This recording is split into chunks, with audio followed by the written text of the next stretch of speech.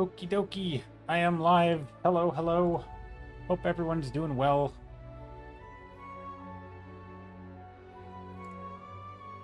I was quite happy with last stream's painting. This is what I did last stream. I liked it. I thought the colors were nice. They were very neutral-y. They didn't feel super duper, wacky. But also there was variety. It wasn't just completely monochrome.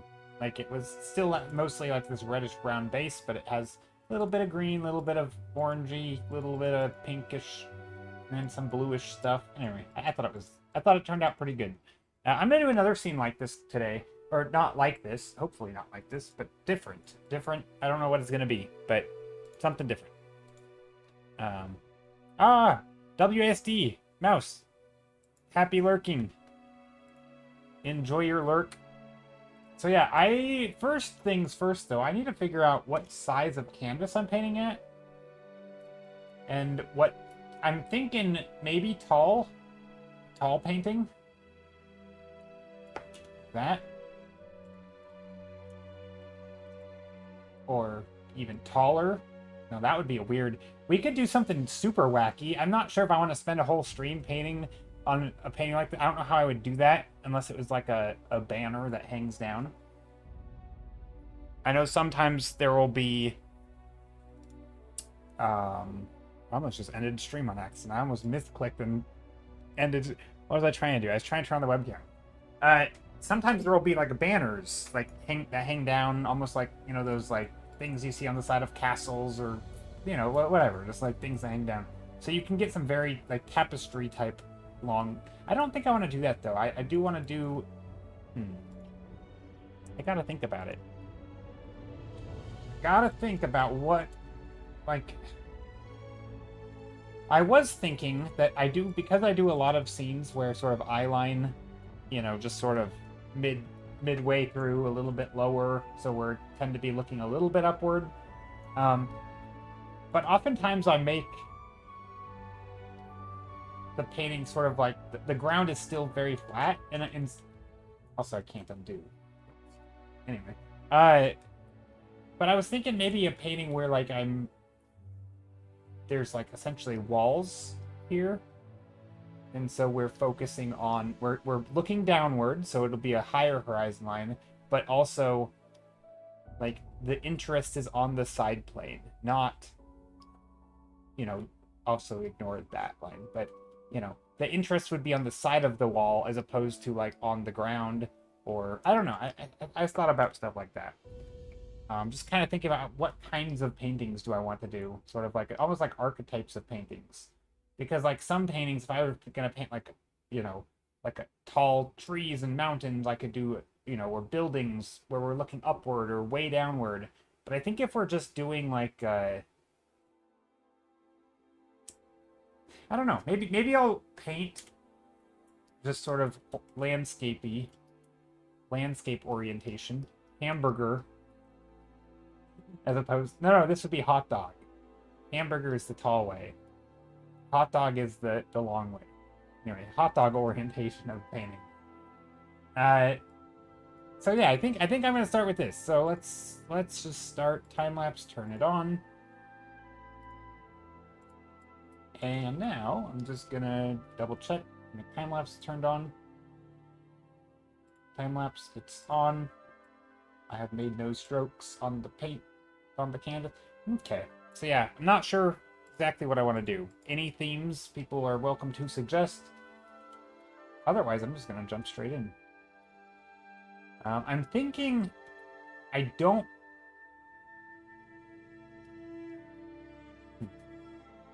I don't know. I was thinking I don't want like a blue sky. But I also want lighting. So some of the things that I do want is lighting. I don't just want to do an ambiently lit scene. Those are... I don't feel like they push me super much. So I definitely want some lighting. Yeah, I want a higher horizon line, because the last scene I did had very low horizon line. So I want to focus on the ground, not kind of on the ground, but like maybe it's a pit or a cavern or something that we're looking, downward at. I'm going to make a new layer here, actually. Actually, first I'm going to erase this. I don't have to be super intentional about this, but I'm trying to have kind of a clean canvas. There we go.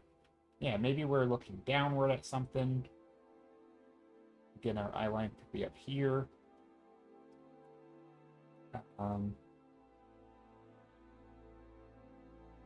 Trying to think of the scale.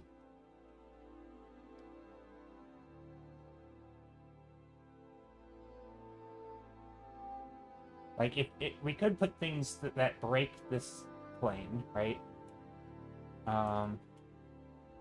Like go like higher up. Or something like this.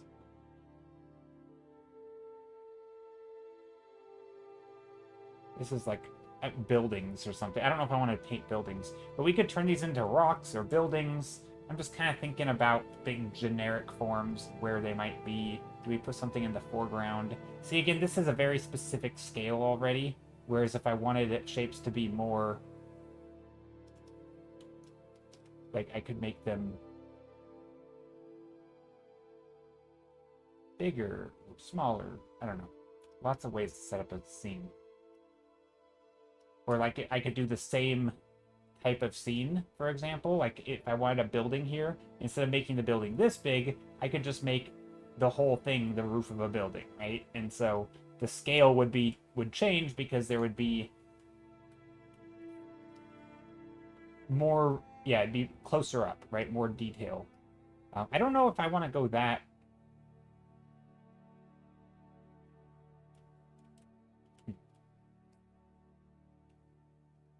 I don't know. Just thinking about what kinds of things do I want to paint. Maybe I want to paint. Maybe I don't know yet. Maybe I don't need to figure it out without doing work first. Maybe I can just start putting shapes down. And colors. And I'll make them kind of go inward. Maybe we'll give a nice bright sky. A little bit of atmosphere, so make it lighter as it goes further back. I'm painting with a lot of grays right now, which is kind of intentional. So I'm thinking I'm gonna do like the bright, kind of like this one, right? Where I bring in a lot of little bright dots of color. Maybe I do some sort of, I don't know. Ooh, this is kind of cool. Maybe there's like a little ledge here of support, but it's like overlooking more ledges. Again, it doesn't have to be buildings, could be rocks, could be a city, could be like a waterfall type thing where you have cities on the top and then the waterfall is like down here. Could be something like that. Oh, hey, it's AI viewers. What the heck? Okay, first of all, get out of here. Ban user.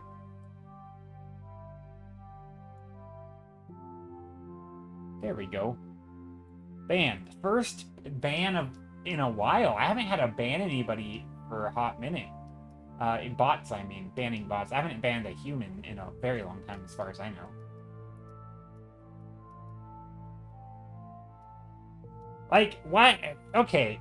If you were advertising...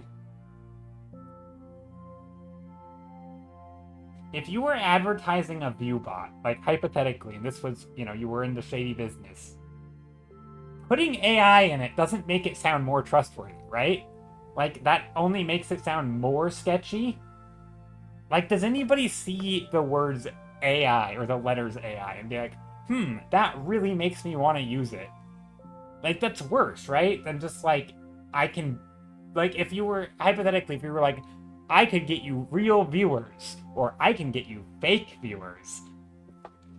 Like, one of those sounds much better than the... I mean, they're both bad, don't do it, don't buy viewership. But, like, one of those sounds so much worse than the other.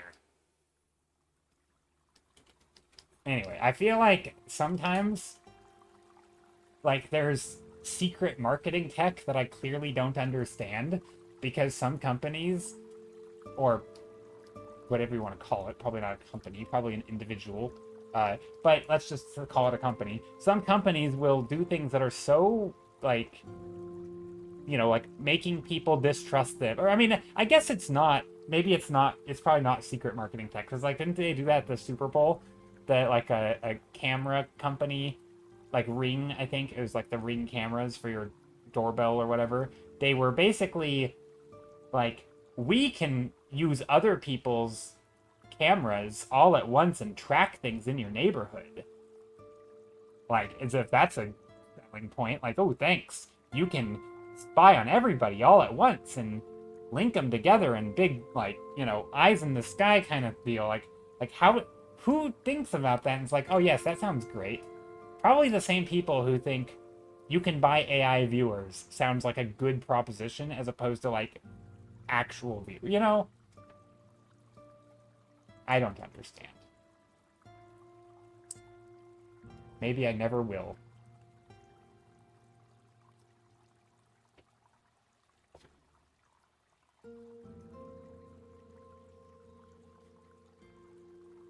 Some people. I mean, look, I don't think I'm great at marketing because, well, I'm an artist. I don't know. Marketing's hard. It also makes me feel uncomfortable. Some artists, and I'm always blown away when I see artists who are good at, like pitching their products and like garnering, like, support for a thing they're making and, like, hyping it up, but also having no sort of, like, I don't know, like not shame, but, like, cringing it. Like, I just, oh, it makes it's such an awkward feeling for me. I don't like doing it. I think I need to get better at it, though. Maybe I don't. Maybe I don't need to get better at it. It's like when people call their own products, like, oh, a master class. I'm like, I couldn't. Like, even if in some way I were, no, even if I in some way were a master, whatever that means, I don't think I could ever call, like, I don't know. I'm saying this, but, like, maybe someday I will. I don't know. Maybe there's a stage of life where you just don't care anymore.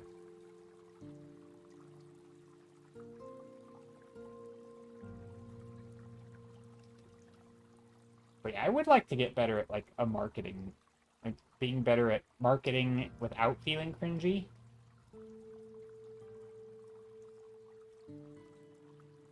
Or not even feeling cringy, more like that I actually it's not that it makes me feel weird. It's that I think it goes against, like, my beliefs in some way. You know what I mean? Like, marketing for me sometimes feels like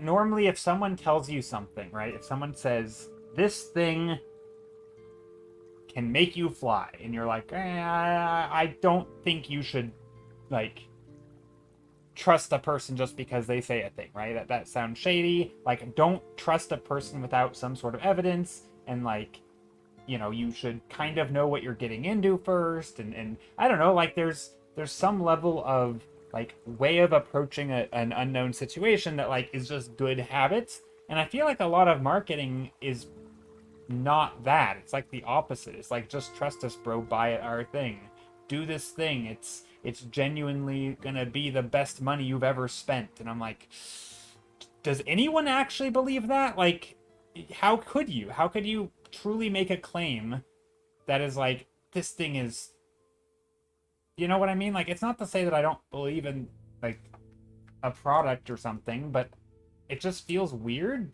I don't know. It always makes me feel strange to, like, hype a thing up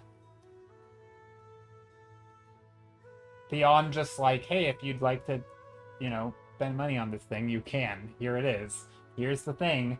But, like, I'm not gonna make promises of, like, you're gonna love it. How do I know? I hope you'll love it, but, like, I gotta be honest. Like, I'm not gonna I don't know. It weirds me out a little bit to like make claims that are presumptuous. Like, the last thing you'll ever need. How do I know? I don't know. Like, do marketers have no shame?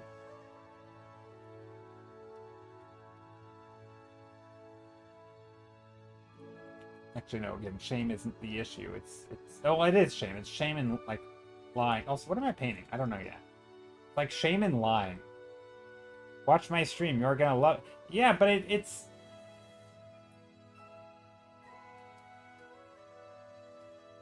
Yeah, I mean, it's one of the like that's one of the reasons why even when I do like go live notification, I'd be like, "Hey, I'm painting.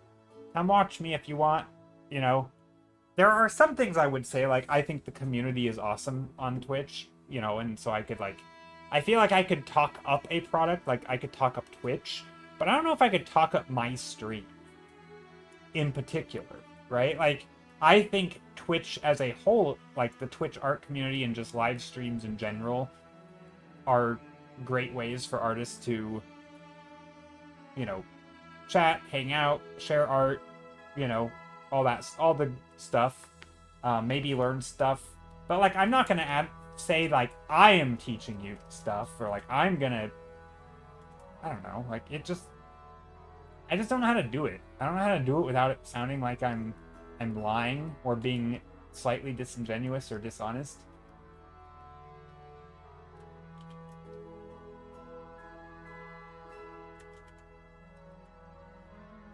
I mean, I guess with stream it's fine. I'm not too bad at with stream, but like trying to sell a book or like you know, make a thing, like make a tutorial, not even a tutorial, like a Patreon, like for example, I have a Patreon.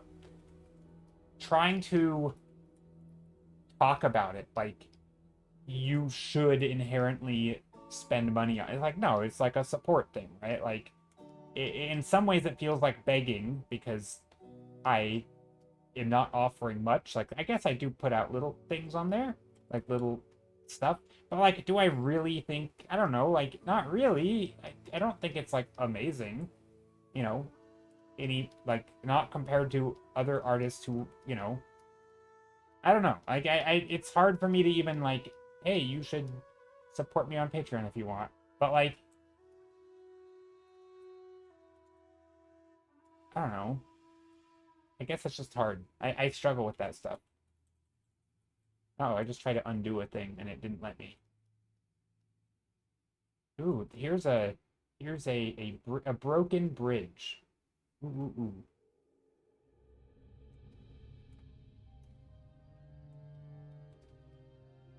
But like at the same time, right? Like when sorry, I don't think I was very coherent there.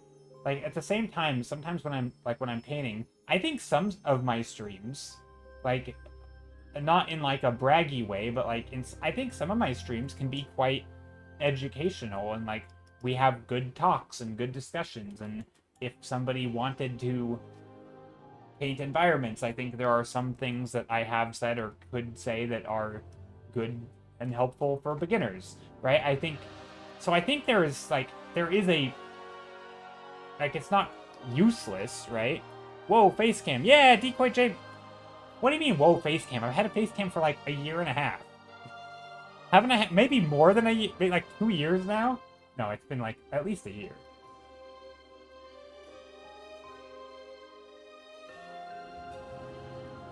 It might have been a year and a half. Maybe over. It's probably been over a year since I've had a face cam. At least a full year. Anyway, welcome in, Decoy. Yeah, I have a face cam. But yeah, no worries. Don't feel bad for not dropping. How dare you? No, I'm kidding. Don't feel bad for not dropping it. I feel the same. I have a bunch of people who I follow who I haven't been to their stream before. Some of them I will be like, oh, they're live. I should raid them. And then I go raid into their stream. I'm like, I don't even remember who this person is. And then I feel really bad. Stream's always during work hours. And I have no time during work in a long time. Yeah, no worries. No worries. Make that money. Get paid. Decoy, how you been though? Have you been doing any art?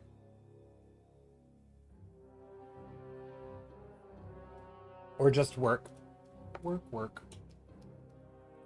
Okay, I don't like what I'm doing here with this painting. Also, I made...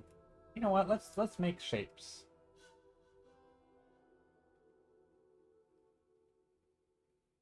We're doing fractured land. Some sort of ground plane. I'm changing stuff. I'm thinking this thing is...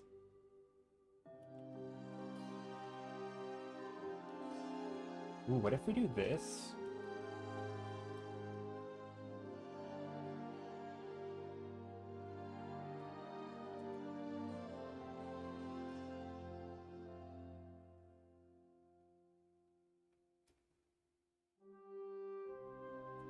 What if we do this? Is that good?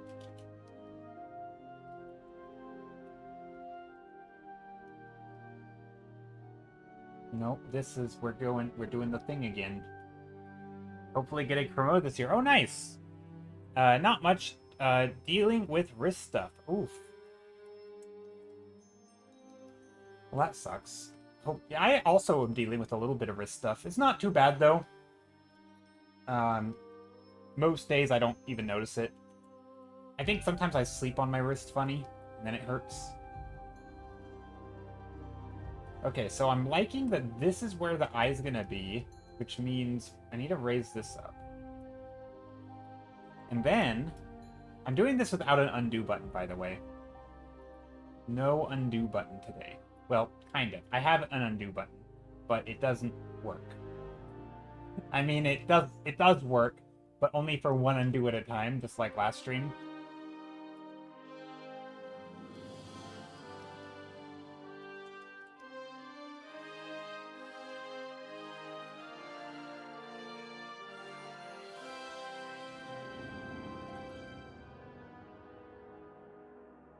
Okay, this is kind of weird.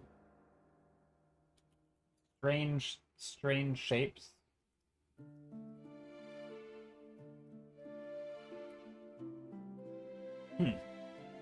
But yeah, grats on maybe hopefully getting promoted this year. Also, why is my nose itching? I swear it's like every other stream I have like the random itchy streamer nose. I don't know if that's like a thing where you go live and you're like, now I need to touch my face. Like, I don't think I touch my face when I'm not streaming. At least not as much as I do when I'm streaming. But then I go live and I have like a compulsion to like scratch my nose. And I can't explain it.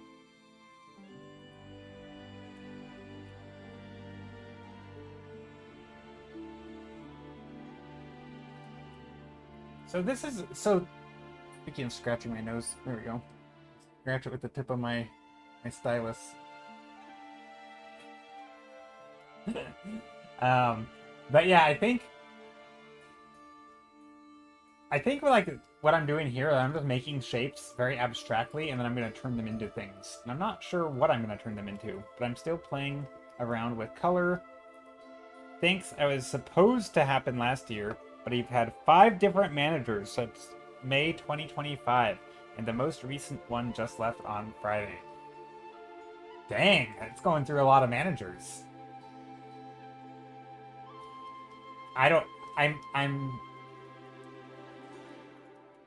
What sort of industry do you work in? Is that... You don't have to share if you don't want. What kind of work do you do where you might get promoted and have gone through a lot of managers? Biopharmaceuticals. Ooh. Fancy. Sounds fancy. I don't know enough about different industries to even know what a promotion would look like in like what are the jobs that you go from, like what do you, I mean, I don't want to get too specific because some people feel super awkward about that, but like,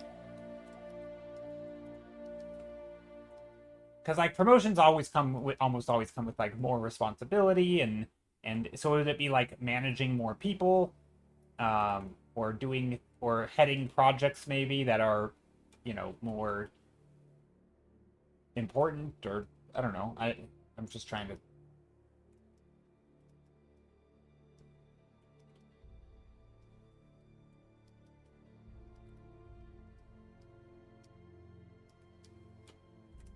Okay, this is... I don't like where this is going. There are some cool shapes in here. Like if this were like a bridge or something. And it's kind of like going down.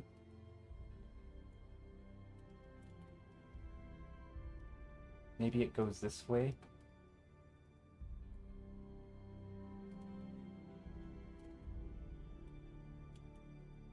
Here it's like Associate 1 and 2, Specialist 1 and 2, Senior Specialist, Supervisor, Manager, etc. Okay.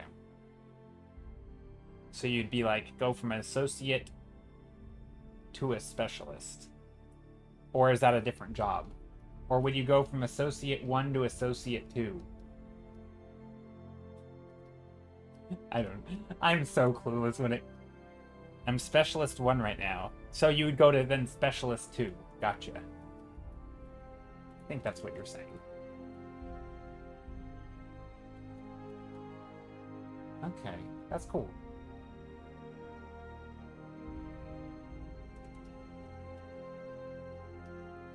This kind of makes me think of like a... like one of those raised train tracks. You know those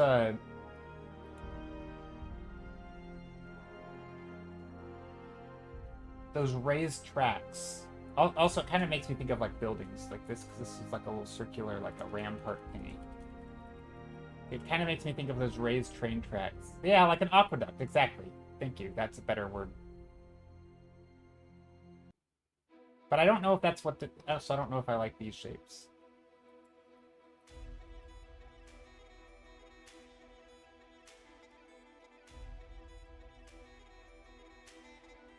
And then this...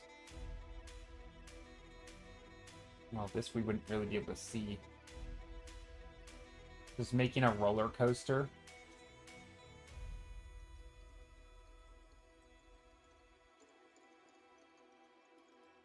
I do wonder, what if we made this like an actual aqueduct? There's water in it.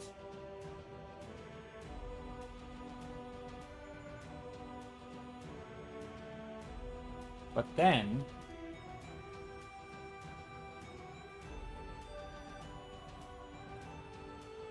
then... we made it like spilling over the ledge in various spots.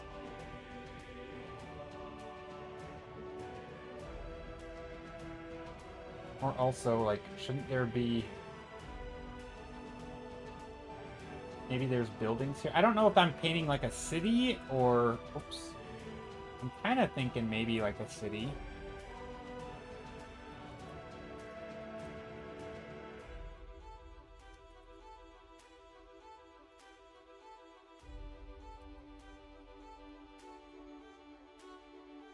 Yeah, I don't know what I'm painting.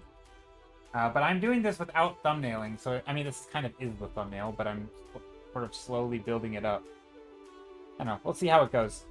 I am recording the time-lapse again, so hopefully it'll turn into something cool when I'll have the time-lapse. Could also do something back here. I don't want to do too much back there. Dasky, hello! Long time no see. It's been a hot minute. For you, too. You and Decoy, it's been a while. Saperda, hello! And thank you for the follow. Taloshen, hope you're doing well.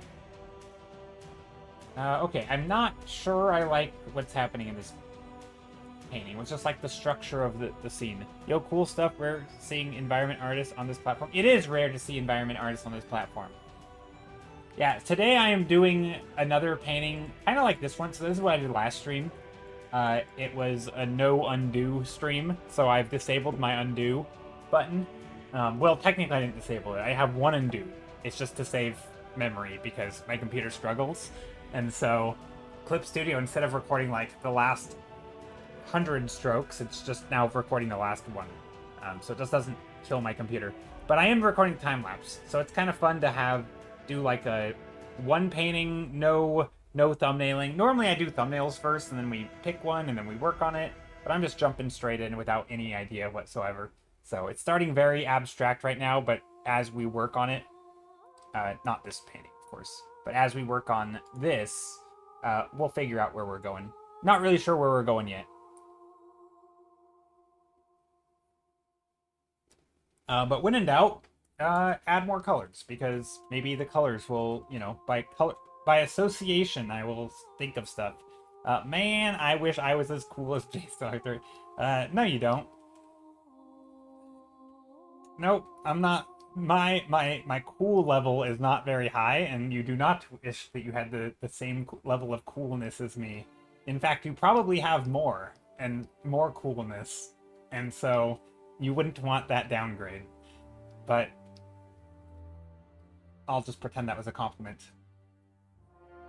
Okay, what if I add green? Last painting had a lot of green. Maybe not green. Maybe we want... No, I like green. Green's fun. It's organic, and I can paint foliage. Ooh, we could do like a yellowy orange, like if it's like these are buildings. So like a sandstone-y type thing. Sort of terraced sandstone. I don't know. I'm destroying all my values, by the way. Rest in peace. Also, am I on a new layer? I am on a new layer. Yeah. Okay. I guess technically, even though I'm not undoing, I do have the delete. I can literally just erase.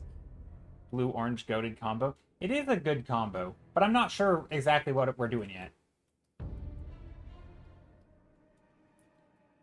Like, once I can think of a theme or an idea that sort of I can build on. Right now I'm just doing, like, there's these terraced things. I know I kind of want the eye line to be a little higher. Like, again, like here, you know. 'Cause...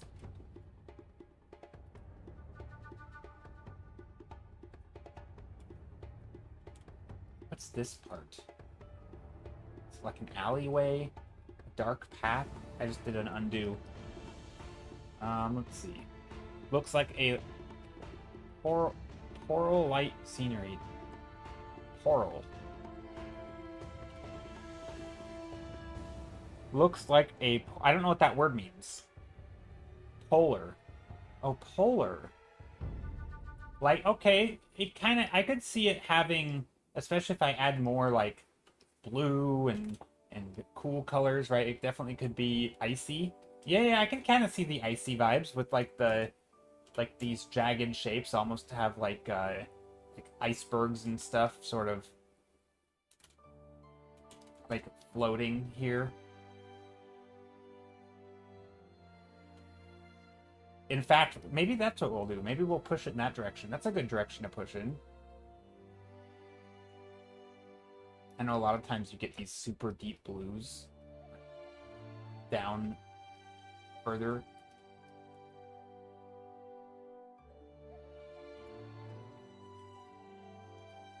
Kind of has that, like, glacially jagged shapes.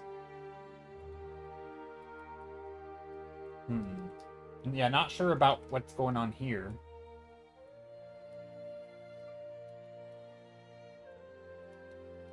Like a giant crack in the earth.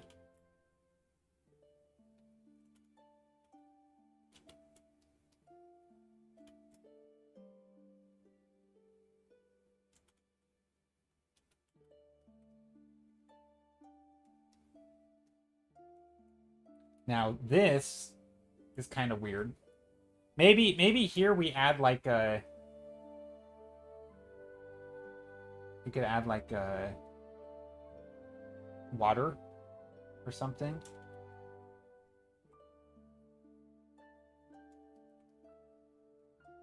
I don't know how to... It's trying to save. Yeah, no, a polar scene with, like, Arctic... I don't know. We don't need actual blue. But it could be, like having this... almost like a river, but the... these things are, like, sticking out of the river. Or it doesn't have to be a river. It could just be creating like a... That could be a route that we take it. I'm also not totally set on that. We don't have to do that. Definitely. Also, these soft reds are kind of neat. Kind of make it for a nice mood. Again, don't quite understand what's going on with the geometry of this scene, but you know what? That's okay. I don't need to know where I'm going. I figure I'll give myself about an hour from now to like figure out the direction I'm going, so that I can then spend the rest of the stream on actually like turning it into the thing, you know, pushing it in that direction. Right now, I'm gonna do a lot of pivoting. I'm gonna do a lot of exploring. That's kind of how I like to do this on stream. But yeah, Taylor Shen, you said. Oh wait, you said you're currently just getting into character art since a year. I'm basically an art baby. Well, that's cool though. Character art is hard. I think character art is way harder than environments. I'll be honest. Like this stuff to me just makes more sense. It's just big primitive shapes and forms. You don't need anatomy. If something is wrong, you're not gonna, you know, it's not gonna look wrong. It's like, oh, you just make big cylinders, and you know, there's just like, it's simple compositional things. And anatomy, I don't know, characters were so difficult.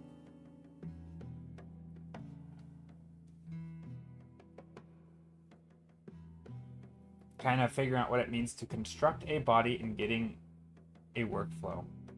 Yeah, I mean, you mean like you construct it like constructing with like cylinders and that kind of thing. So you have like, I don't know how to draw arms, but like, you know, like you have cylinders and sort of that kind of thing, but also things uh like learning some of the shapes. I think hands, for example, oftentimes have like a curve to them, or I don't know what shape they are, like that or something, and then they have like a little, I don't know how hands work.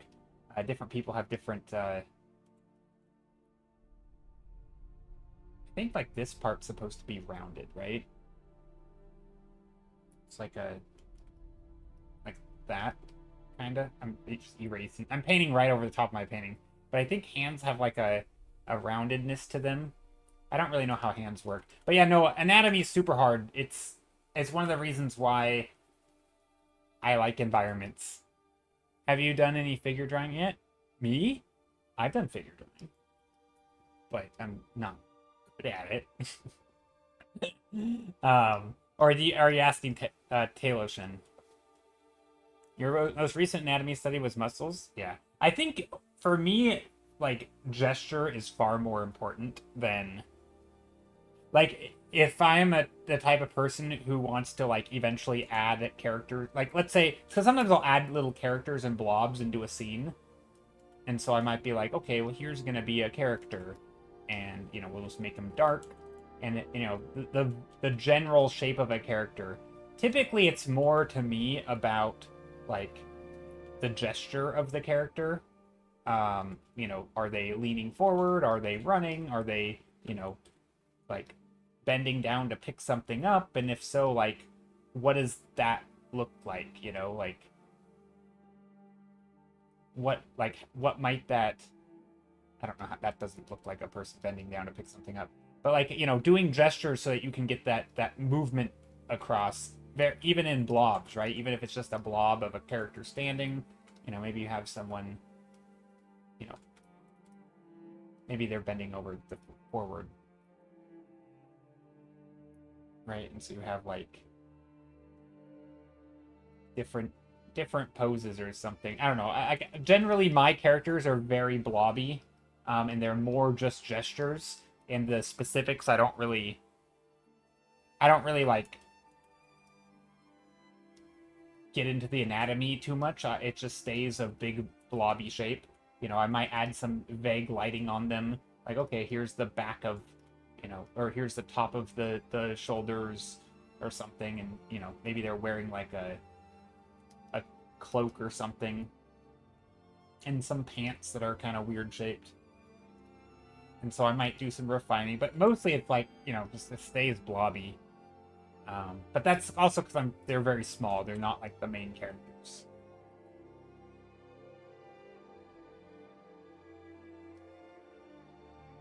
So I don't know what that character's doing. Anyway. But yeah, no, for me, a gesture's like, it's same for environments, right? Gesture of the environment, of like getting the composition down. That way, if there's ever like, if I want to paint like an iceberg, and once I decide these are icebergs, which I don't know if they are, I can go and get references of icebergs, and so like I can then break it down. But the overall shapes, I still might want an iceberg that is, you know, this shape, right? And so I will have to then go and find an iceberg that, not one that is this shape, but to like take from it and then sort of understand how icebergs work so I can design my own iceberg, right? And I feel like with characters it's kind of the same. It's harder, I feel like. But like you still want to be able to design the character in the pose that you want that fits the composition oftentimes, especially if you're doing like illustration type stuff or any sort of storytelling. And then from there you can get in that pose. But like that first step, oftentimes it's hard to do it with a reference when you're still like figuring out what is the pose that you want to tell the story. Otherwise, I feel like it's easy to get into like shopping hell, where you're just like shopping for a reference. You're like looking around, finding the thing that's perfect for you. Instead of like figuring out what is the right one first, you're just hoping that you stumble across one that's good enough. And that's something that I try to, like, I struggle with characters. I have a hard time not just shopping around for a reference that's good enough, rather than like figuring out the pose that I want and then making the pose with photos or whatever.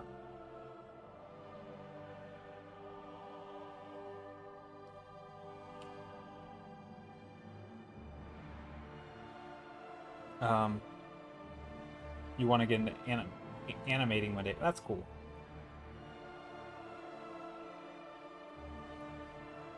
Ooh, get into VTube model drawing. That's cool. That is awesome. We just raided, the other day we raided, gosh, who did we raid? What was their name? Does somebody know? Maybe they're online right now. I don't know. We raided somebody a couple streams ago. It wasn't last stream, but it was maybe stream before last. And they had an awesome VTuber setup. Like, I'm not normally huge into VTuber stuff, but theirs was really neat. It was very well done. Actually, Skittle has a pretty cool thing. Although his isn't technically cool. Like, it's neat, don't get me wrong. It's well done. But, like, it's not like a thing that I marvel at for its technical difficulties, you know? Some of them are just, like, so impressive with how they're rigged, and they have, you know, like, if the model moves their head, their hair will like do a little, you know, it like has gravity and weight to it. Like their, you know, everything from their collar of their shirt can move when their head moves. Like there's so many moving parts. It's just really impressive. Some of the rigging is, it's insane.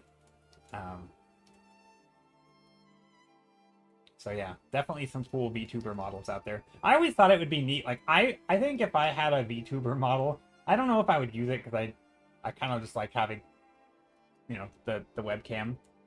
But I don't know. Like if some of those are so cool, it'd be hard not to use. Like they're very neat. Okay, I don't quite know what I'm painting, but it definitely looks like a glacier. Some sort. I don't know. I'm just gonna keep on exploring shapes.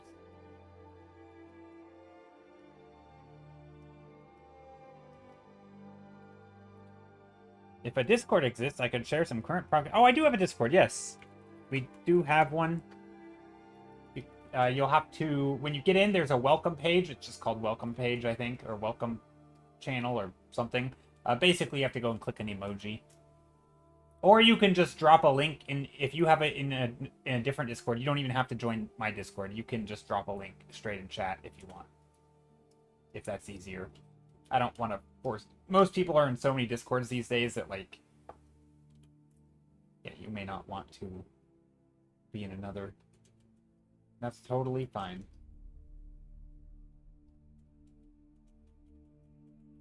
Ooh, I kind of like this. There's like a...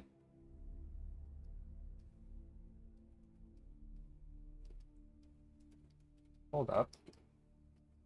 If this goes like that. Maybe?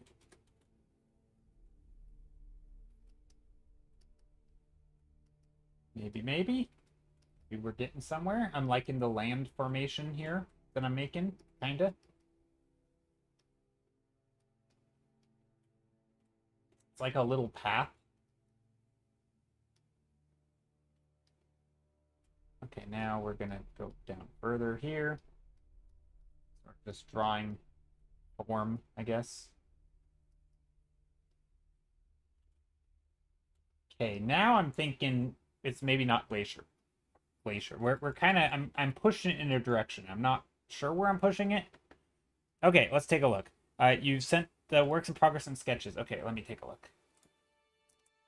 Here, I'm gonna look at it off screen just because you didn't ask for it to be on screen or anything. Ooh, this is nice. I like this. I see what you mean by the constructing of form and stuff.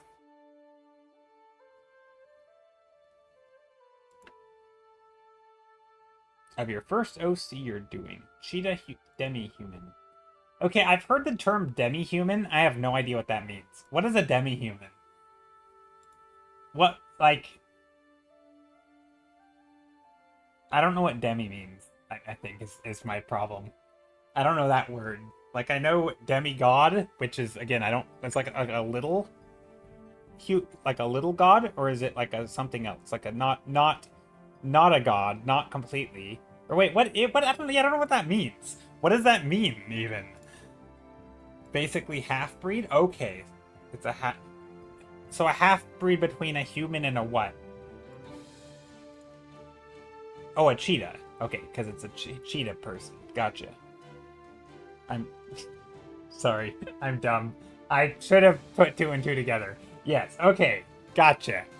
It's making more sense now.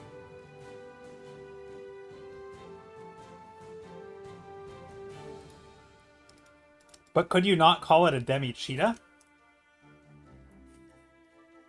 Sorry, I'm being pedantic because I don't know what this word means.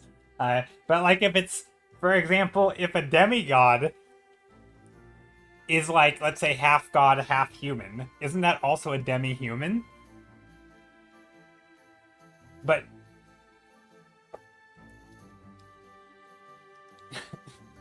I don't know how this works. RX... Shanks, how's it going? Shanks. Technically, yes. Makes sense, right?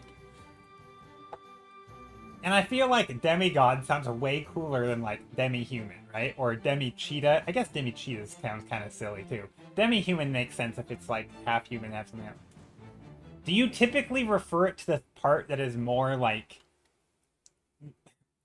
Sorry, this is gonna... Ignorant questions coming at you. Like, if you had, like... For example, I'm using demigod as an example because... The term is... I'm familiar. Okay, it's Hercules, well-known demi-human. Okay. Wait, so he's not a demigod? Maybe I don't know what that means. I am confused. I'm too dumb for this conversation.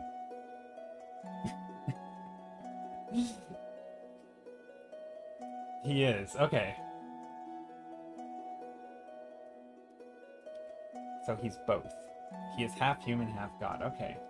But see, like, a demigod makes it sound like you're powerful. A demi-human makes it sound like you're a weakling.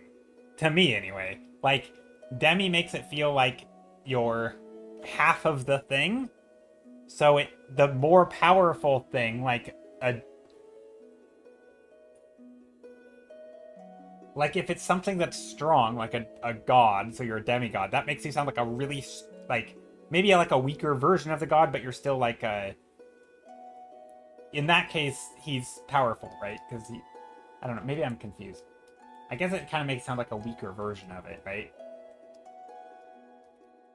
Sorry, I'm just trying to figure out words. Words on stream.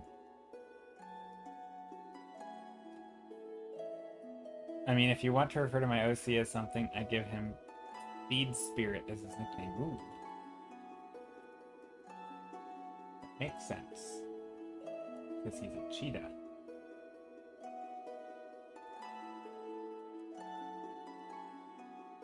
Oh yeah, that's cool. Okay, what am I painting? Like, I kind of have some shapes and forms kind of starting to be made, but I'm not really sure. Like, it kind of feels like a ridge on like a mountain. Maybe it's leading somewhere. There's a city or a castle or a building up here. Or maybe these whole thing.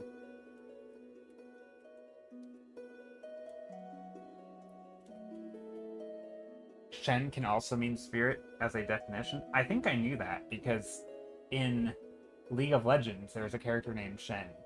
And he is like a... Well, maybe he's not inherently a spirit person, but I think he's kind of like a monk, but he's like a ninja monk dude. But he has like a spirit thing of sorts, kinda, sorta. But yeah, I think I knew that a little bit. Part of me knew that Shen meant spirit. Okay, I'm kind of liking this. It's starting to sort of come together in some way. It's a Chinese name? Gotcha.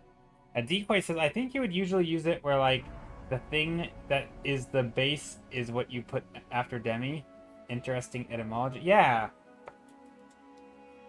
Because I feel like using demi it could be misleading if you're like, this is a demi-human, but really it's like 99... it looks like an antelope or something, and it looks like... It doesn't look like a human at all, but like, oh, well, technically it has some, the human brain, and it can think and reason, and it's a little weaker because it was normally, or like... So, like, if it looks human, you should call it a demi-human, because then, at least, you know that it's, like, humanoid. Whereas if it's, like, looks like something else, I feel like there's misleading a little, like, it could be, right? Depending on how you refer to it. Like, bearing the lead kind of thing, right? It's, like, it's not the most... Like, if it looks like a gorilla, and acts like a gorilla, and you say it's a demi-human...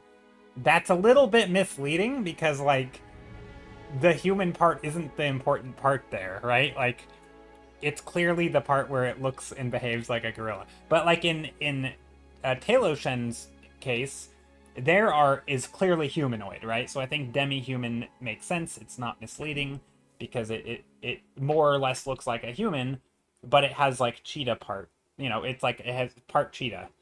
Right? Because it's like fast and it has the spirit of the cheetah.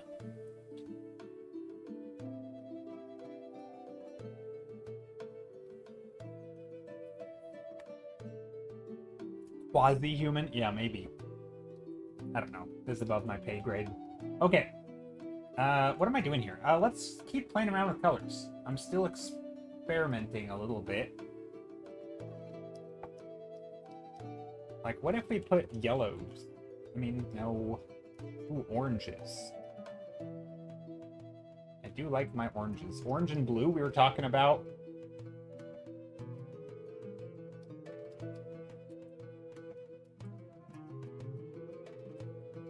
Maybe we just go classic sunset.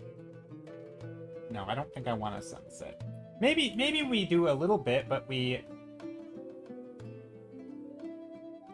Hold up. Hold up. Got an idea. That wasn't actually my idea. My idea was not to make it this blue, but you know what? Here we are.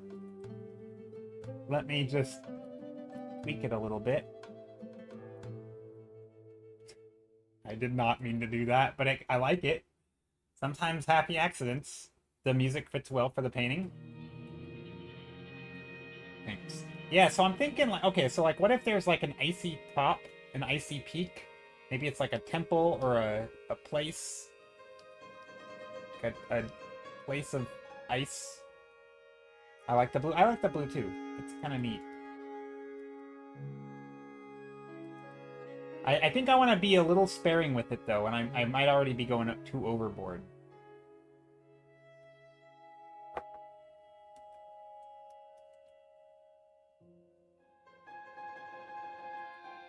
Yeah, like an ice shrine, exactly. Exactly. Maybe that's the route we'll go.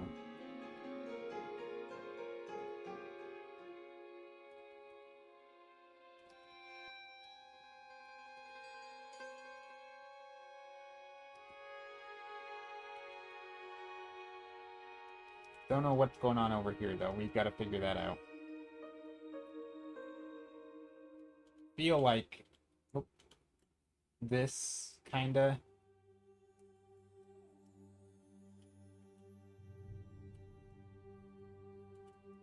It's like this is gonna be like a drop-off, right? Presumably. Also don't want us to, like, look over there too much. I'm almost thinking that we crop this in a way. Or, like, bring this around. Like this. Like, what if it went like this instead?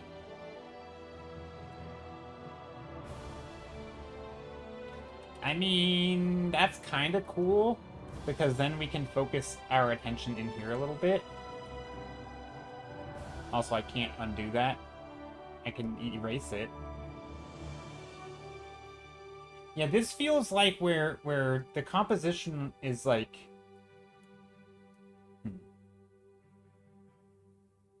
Ooh, I was thinking very early morning, basically night, but the sun just hitting those peaks? Maybe.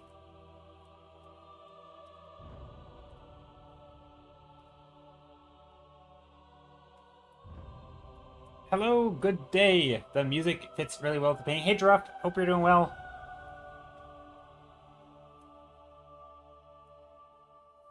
Another meaning for demi is lesser. I think that's what I was thinking of when I initially heard the word demi-human, is like a lesser human. But in some ways, you wouldn't call Hercules a demi-human. You'd call him a demigod, because he's not a lesser human. He's a greater human. He's a lesser god, right? And that's where I think the term for me doesn't feel right if you use it one way and not the other.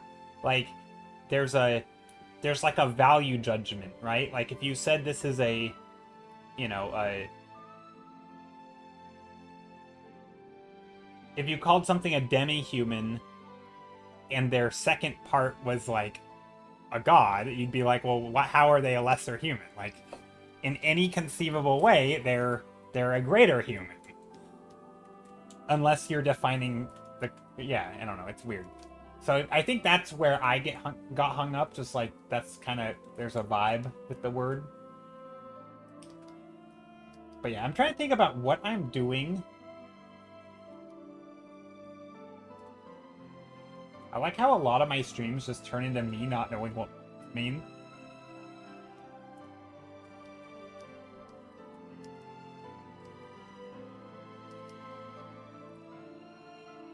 But yeah, we could do something with, like, the clouds sort of leading our eye into the composition a little bit. And yeah, the music does kind of fit. It has this, like, you know, like, yeah, early morning, like you're arriving at a destination, epic. The journey is starting or ending, one of the two.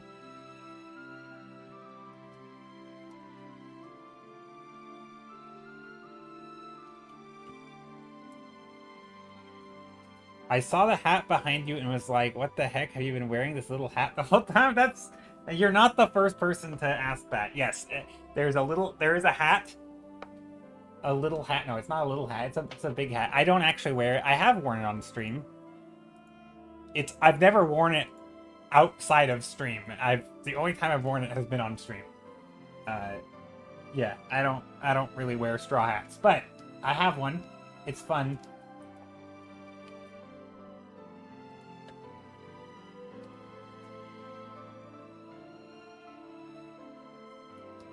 Okay. So I think what I wanted to try is like, what if I move this? So I'm on a new layer now. I've duplicated the whole thing. This is what I was thinking, is what if we swung this part way around, like this, off the screen, and then back. Or maybe not even off the screen, but just like mostly off the screen. Right? What if we did something like this?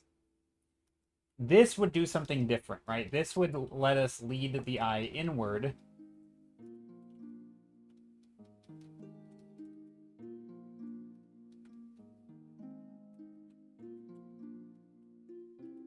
Right? And then we have all this real estate to work with of like showing the details and, you know, guiding the eye back in, which I kind of like that too. It's just different, right? Like that's a different. This makes it feel like you're in a precarious situation. What if there is no path at all? Oh, just like a big mountain in the middle. Then it feels weird, I think, because then you have no like foreground. I mean, it doesn't have to be a path, I guess. You could just have like a little peak or something, maybe. Is that what you mean? Or like maybe there's still a peak here. I don't know. I like something in the foreground leading us in. I just think it makes it feel more. I don't know. It doesn't. You don't have to. You know, we could definitely do something like this. It doesn't have to be a path. Yeah, I mean, maybe I do the paths too much, and yeah, it could just be like a little piece up here. Little spire. I don't know. I like the foreground element. Having something here that way. Like, I mean, you could make something feel super epic without that. You could just, you know, maybe you put like a layer of clouds in here or something, and you're like, look, it's a mountain off, you know, poking up through the clouds, and like, I don't know. That's okay. But to me, it doesn't have that. Like, it doesn't have those, like, overlapping shapes that lead you in and help you understand the image. I think something like this helps you understand it a little bit more. And I think even this is better, probably. I think I like this direction more. We could probably even go like that. And bring this off the page a little bit.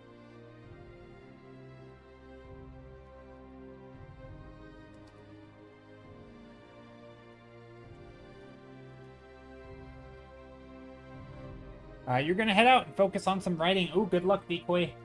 Thanks for popping in. Good to see you. Enjoy the writing. May you write many words.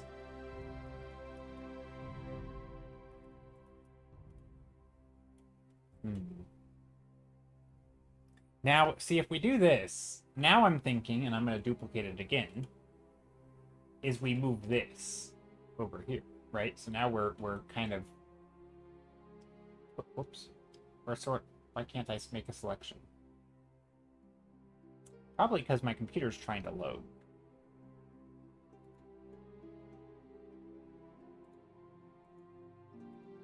Catch you later. Yeah, see ya. Take care.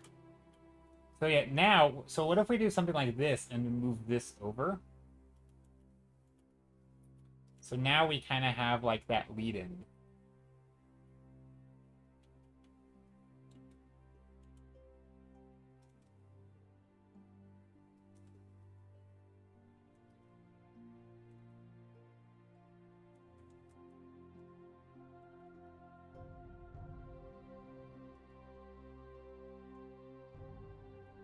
And if this is ice, right, we could...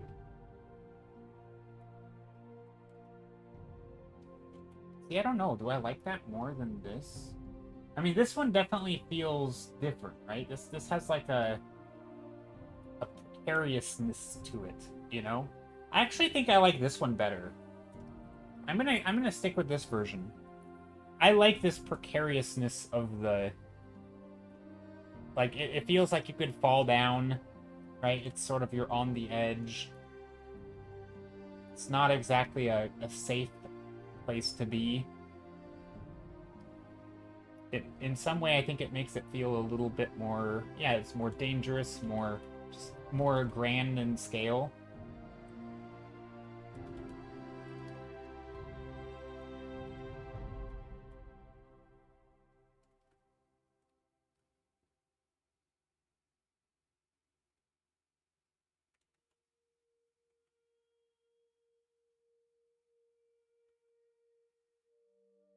Little rock structures jetting out. Something like that, maybe.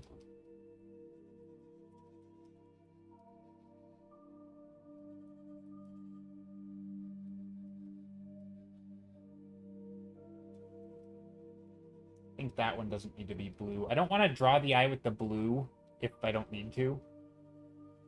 So like some of these could be blue, like that one, but I think this one being blue is just a little much. Yeah. I can have that green yellow in it though.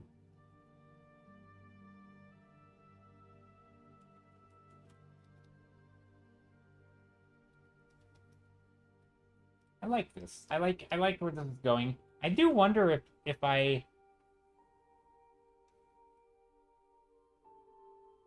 turn... I mean, one of my favorite things to do is turn, like, mountains into cities. Some good old, you know, civilization taking over. Or we take, like, yeah, a giant mountain and you know, bore holes into it and make tunnels and architectural beams and different things. Structures. Just making it look a little bit more man-made.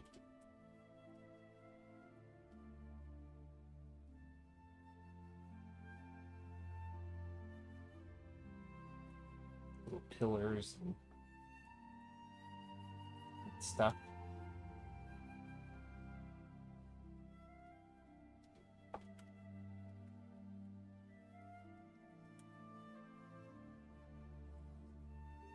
Maybe if this is like a road, then there's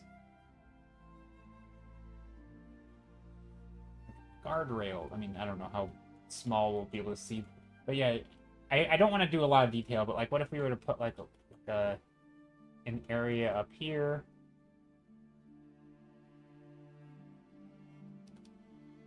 Some overlap.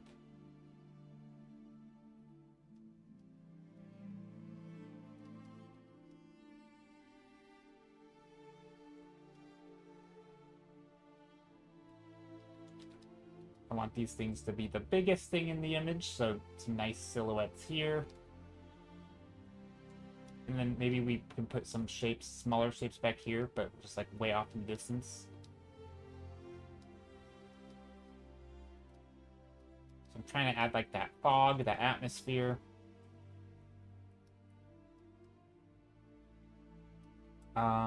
We could do some of those aqueduct type thingies, but maybe they are here. So we have, right, so we have like these going down here. Maybe even one here.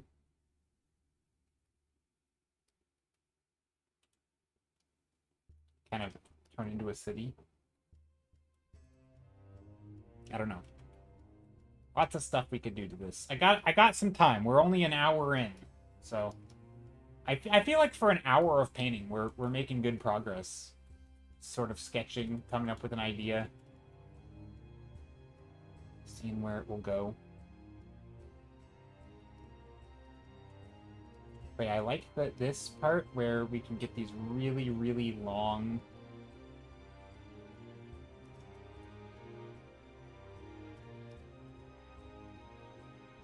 jagged cliffs to really show how steep this place is.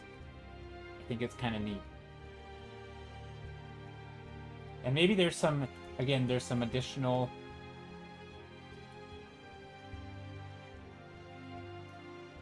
like these little things that stick out. I'm making all these horizontal lines to kind of show, like, they could be rocks, they could just be, yeah, just like sheer cliff faces. Just kind of fun.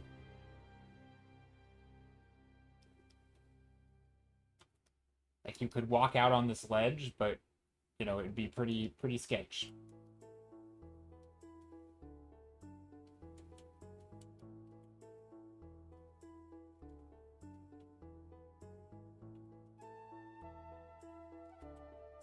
I'm also trying to make these shapes, you know, because this is a good opportunity to practice shape design. I'm trying to make these shapes feel like they have good design, good intentional design. You know, those, like, the big, medium, small, but also, like, the, you know, S shapes and C curves and all that. Something that I don't really do that often, but I probably should. Just, like, you know, little pinch points.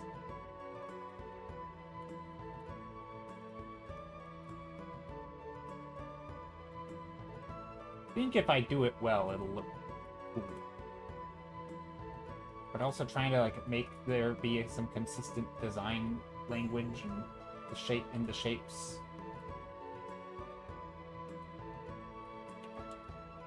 I also don't want to go too zoomed in and detailed.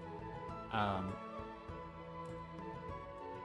let's focus on the big stuff first.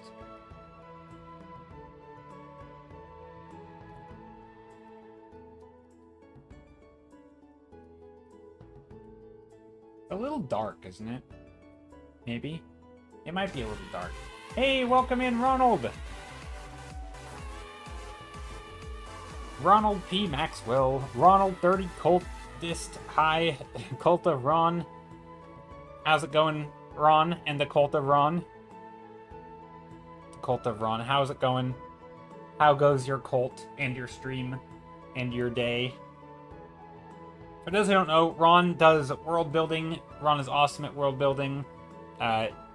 Always making cool and awesome things. And it's just always a good time.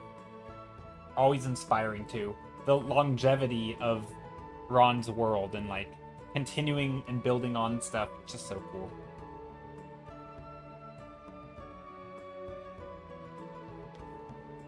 Ron says, doing good. Got a lot done for our Bloomspan biome. Yeah, so Ron has, like, different biomes and creatures in the biomes and cultures and stuff, and I feel this is one of those things where, like, once, maybe I'm wrong, but once you have, like, a framework of, like, this is the world or this is the thing, and you have all these things, it almost doesn't matter what you would be in the mood to draw, because, like, if you woke up, it's like, I want to draw humans today. Well, there's humans in your world, so you can draw humans. You know, if you wanted to draw swamp creatures, you could probably draw swamp creatures because there's a swamp in your, you know, there's a swamp biome. And so it's so, I don't know, like, that is inspiring to me. And over time, it builds up into, like, this giant compendium of stuff. It's very cool. It's very inspiring, Ron. But yeah, today I'm doing minimal undoing. No undoing. My undo button is 1 stroke long. So if I make a brush stroke, I can undo it. But if I make 2 brush strokes, I can only undo 1. I can't undo both. So if I were to, you know... So I have to paint over or erase it if I'm on a new layer. But yeah, this is what I'm doing today, and this is what I did last stream, minus all of this stuff. This could totally be in, like, a Ron world. I don't know what biome this would be in, but this could totally be in one. Let's take a look at Ron's work, because Ron's work is amazing. Ooh, I like this. Similar colors, actually, to the thing. Cyclamen monitor lizard. Biome Bloomspan. Niche large predator.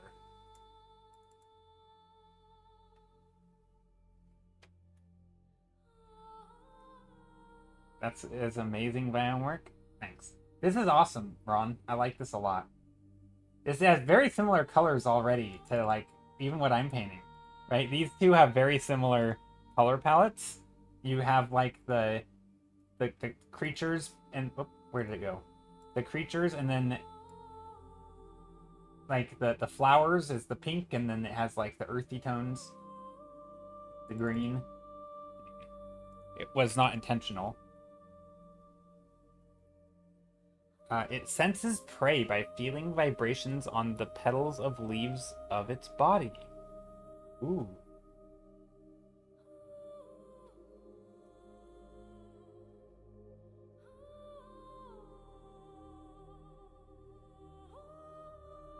That's cool.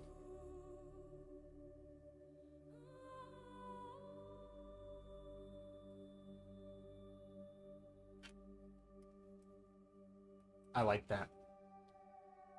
So does it like, is it vibrations like through the ground, or is it only when things come into contact with like it? So like, does it camouflage, or is it more like like, is it just like, I guess the leaves and the stuff are the sensors or monitors. Ron over here forcing me to reconcile the fact that I've been neglecting my world's flora and fauna too much. Flora and fauna, I feel like, is great. Also, if you have humans in your world, like, humans like to eat flora and fauna, and so you could, some people would like to take that route of, like, what would you make with, like, hunted monitor lizard? Do you use their leaves as, anyway, like, I feel like there's always, like, interesting interactions between predator and prey and different creatures and how they do different things, and yeah. I'm definitely a Assassin's Creed music. Yeah, it's Assassin's Creed music, I think. Pretty sure, yeah. But yeah, I'm a sucker for plants and stuff. All the flora. Trees and flowers and just random stuff. Different grasses and things, with petals, and yeah. That's the stuff I like. And then there's rocks. Rocks are also great.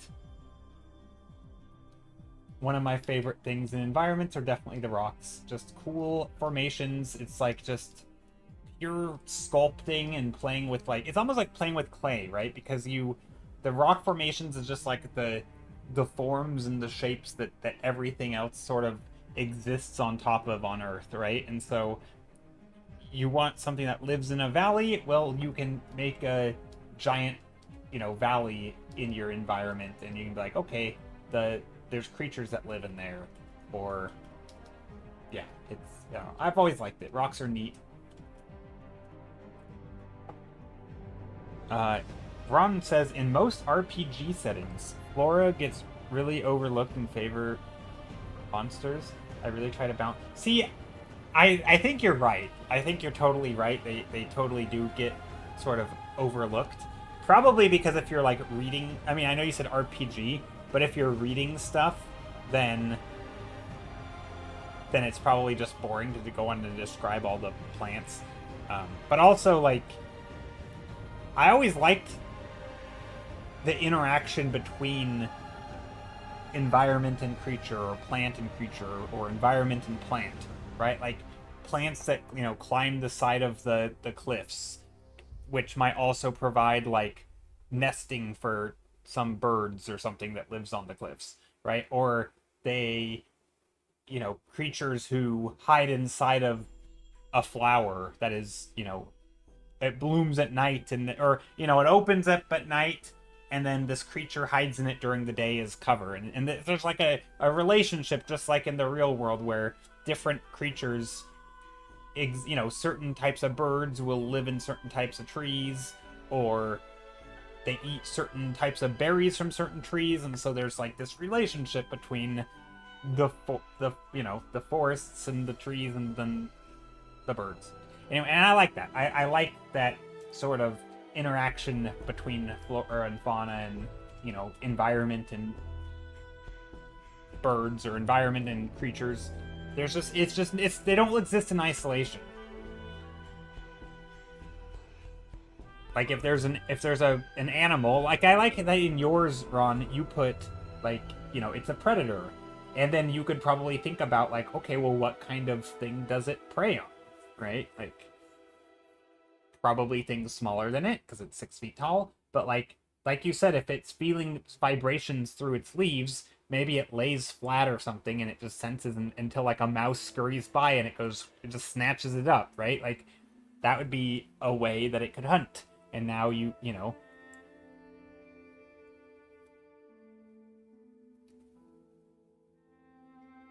But yeah, I just think it's cool. I think thinking about that stuff, even if you don't use it all, right? I think just thinking through that line of thinking, that's a lot of words that say thinking. Thinking through that thought process is useful, I think, for any sort of world building, storytelling, because it helps you decide what to do next in some ways.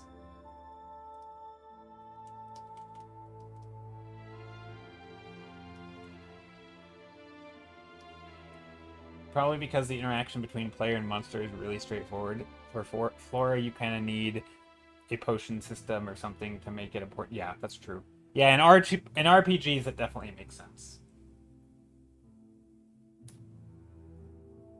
Although I always found that a lot of RPGs did a good job by just making monstrous flora. So you had like plant monsters when you're walking through the jungle. And like, oh, here's a snapping plant or something. Here's a snaky looking plant with a blooming flower on its head, and like it is part plant, part animal, and it kind of, just by encountering them, you would sort of get a sense of what the environment is like, which I always thought that was neat. It was like a way to do storytelling through creature design, rather than just, oh look, there's a bunch of creatures. It's, oh, some of the creatures are the plants, some of the there are some also creatures that aren't plants.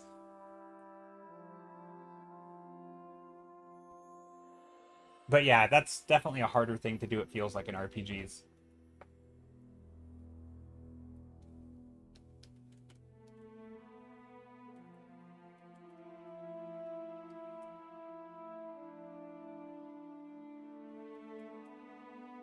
I'm trying to think, what do I want to do here? This is very blurry right now. I'm using a big chunky brush, and so you have a lot of these big chunky shapes with lots of texture. And it's probably okay for distant things like this to have a lot of texture, because it just makes it a little softer, and soft shapes make sense when you're far away.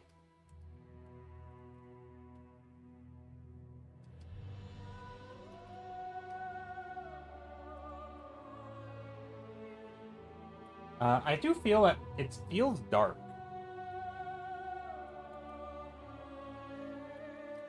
I'm going to play around with it a bit. I'm going to go in here and do like an airbrush. But yeah, Ron, thank you so much for the raid, and thank you for sharing.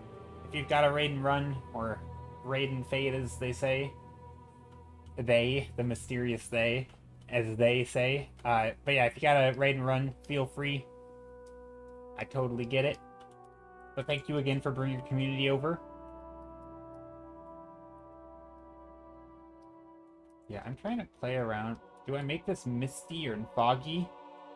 Lots of atmosphere. Always a pleasure popping in here. Yeah, it's always nice to see you. I need to pop. Sometimes I'll pop in your stream and lurk, but it typically doesn't happen at times when I'm either not preparing the stream already, or like it's hard. But yeah, yeah, keep doing what you're doing, man. It's awesome.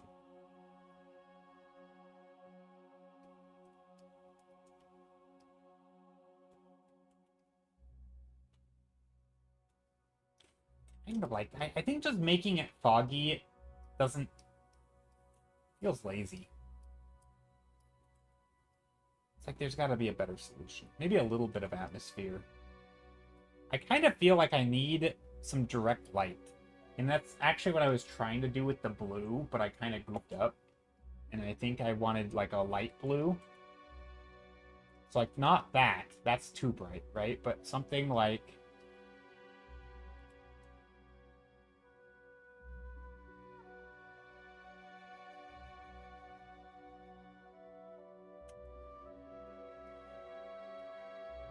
Something like that. Where we're just getting this, like, shimmer effect. And then we can start putting that in some spots. I mean, again, I'm kind of not quite sure where. But, you know, maybe there's some up here.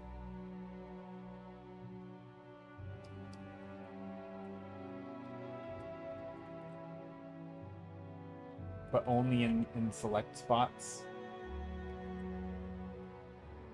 To really make this feel like an icy... Ooh, maybe that's what we do. Maybe it's just shiny on the top.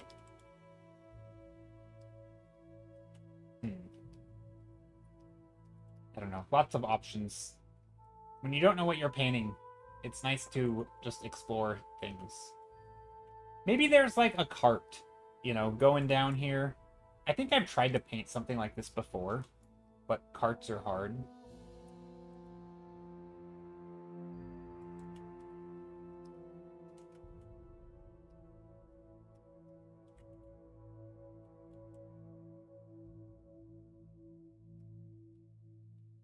Why I'm using an airbrush? That's a question that I don't have an answer to. The horse is pulling this thing, and it's tipping up off its wheels. Bumping down the road. Okay, I think this is too this is too tilted. I think this is not good.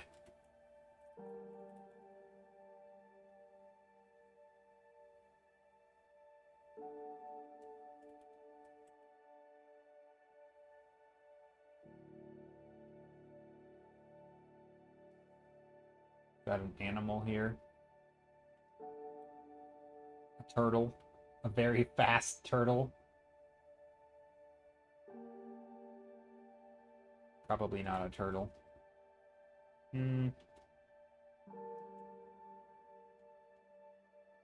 Don't think I want a turtle here. It could be a creature. A horse. I don't know how to draw a horse running. Okay, this is where I need references. I don't know how to draw a horse running.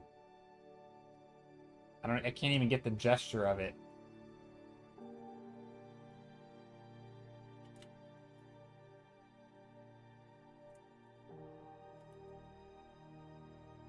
It's gotta be deleted. Let's do this. Let's find a reference of like a horse and buggy. Images.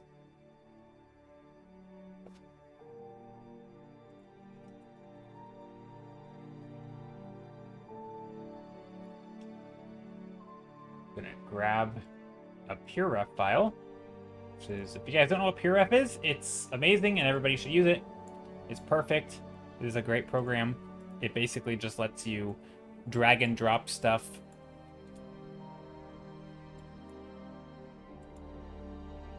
What am I looking at? I don't know what that is.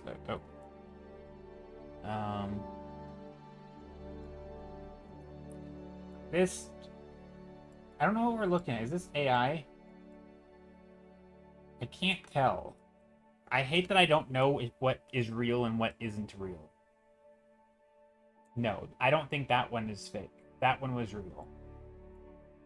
It took me a moment, but I didn't know what that was. But I think it's this. So that's the thing I was seeing here. There's that thing back there. It's like a flap. I think it's that flap.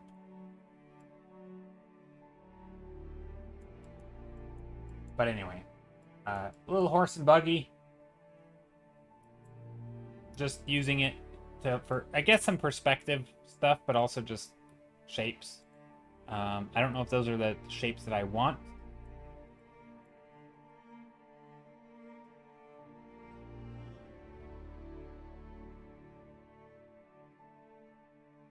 The heck?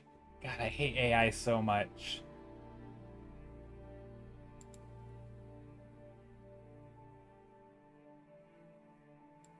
Like, what is this?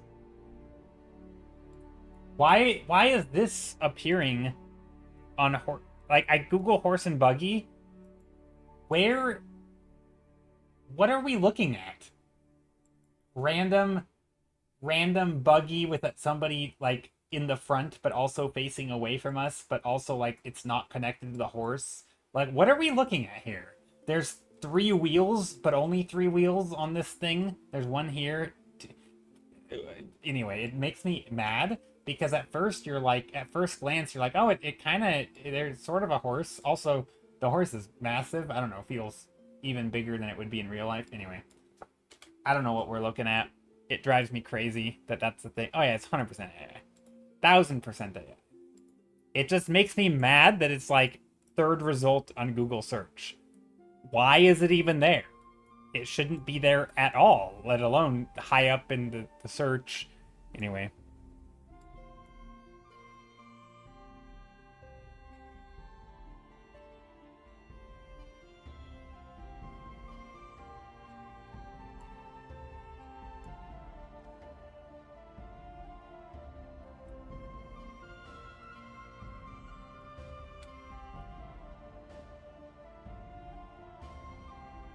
And then there's images where, like, my brain wants to say it's AI, like this, but the source makes it feel like it's probably not, because it's like, it's a Banff and Lake Louise tourism.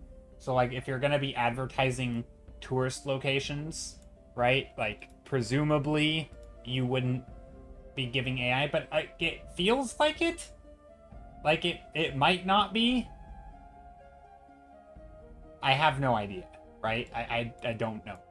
But it's like, I'm afraid of using stuff like that as a reference, because it gives me, like, I don't know enough about it to know if it is or isn't, and I don't want to, like, not know what something, you know what, so like it only works if I already know what the topic is, in which case why do I need, you know, I probably don't even need the reference hardly.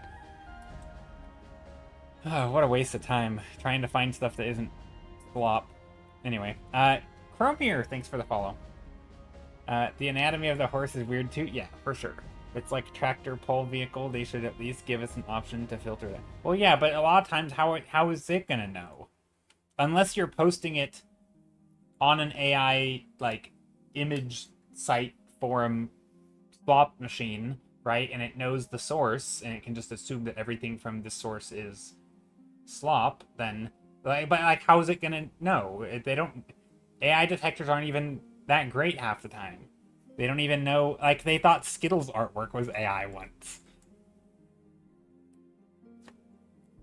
and he painted it on stream. So like, it's, yeah.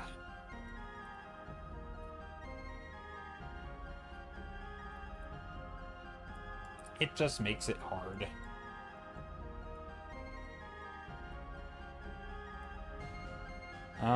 Sorry, I will get back to painting here in a moment.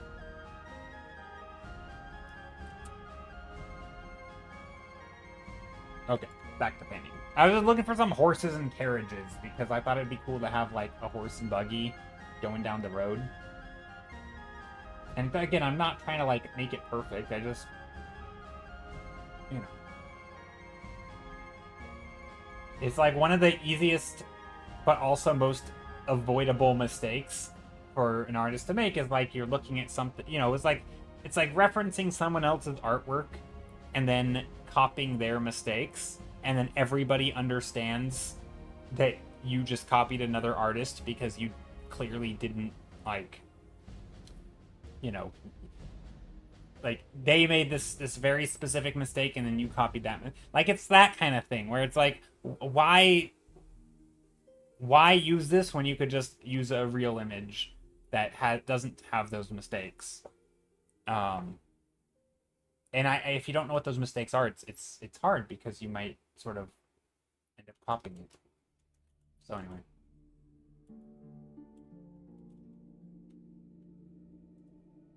I'm just sketching a carriage.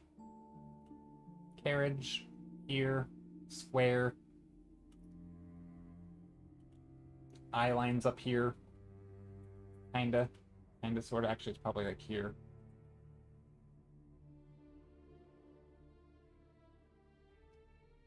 Yeah, I could rant about that all day. It's one of those things I'm never gonna...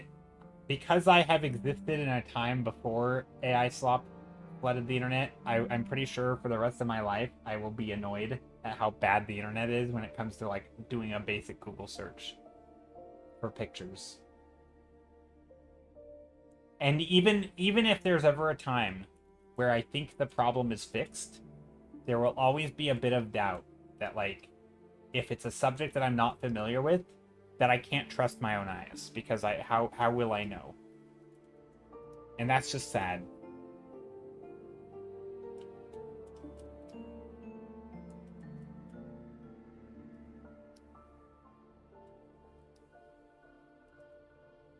I'm just sketching shapes.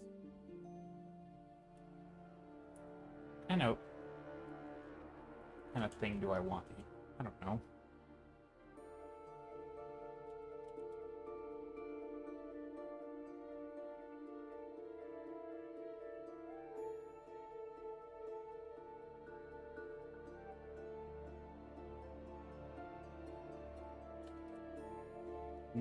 That's not a good shape. I don't know how to draw. Drawing is hard. Drawing things accurately in perspective is hard.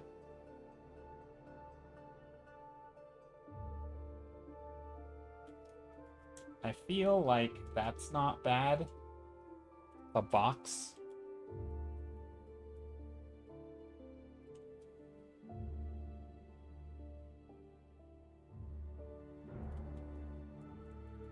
A box.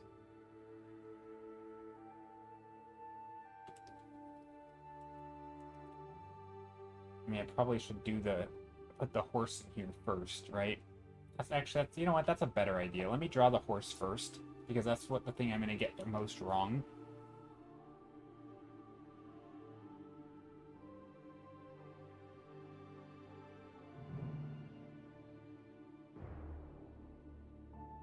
Horses are hard to draw. Just animals in general are hard to draw. Someday I'll... I think for me, it's there's like a lot of information I just don't have when it comes to it. Like I just need to do some horse prep. Also, just general drawing skill, I feel like, is probably a thing that's holding me back with like certain types of animals, because they're complex, just like, you know, like humans are complex, humans are hard, but at least I have a lot of like pattern recognition for humans because I've drawn humans before, and I've, you know, I'm still not great at it, but at least I've put some effort into getting better at drawing humans. But things like horses are so... Also, I don't have the full horse here, so I don't know what the back of it looks like, because there's a carriage in front of it. You should do Casey's art, Jim. I should. But it's not at a great time for me, typically.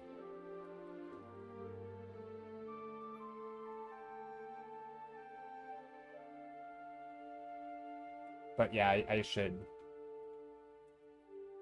Just spending time drawing animals. But really, it's just like specifically horses. I don't know how to draw horses. I can kind of do it if I'm doing like if I'm drawing. Yeah, well, yeah, and also on days when I'm working.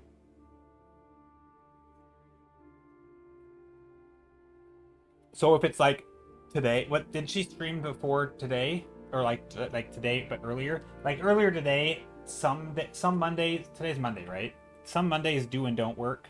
It's pretty hit or miss. And also it's just, yeah, I haven't made it a habit. I could probably show up a lot of Mondays. I haven't made it a habit of like getting myself out of bed and showing up. So yeah, it's kind of early.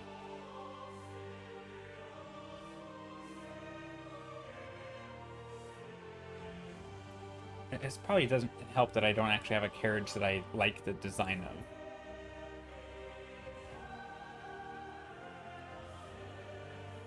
And it's AI.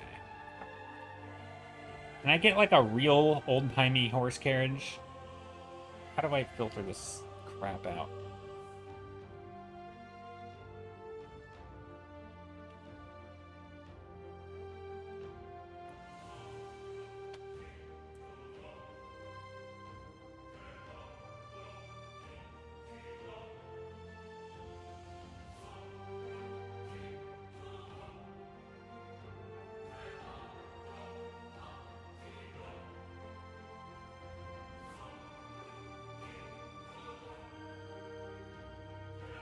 Just draw a car. I could. A car would be easier. Certainly. An old-timey car.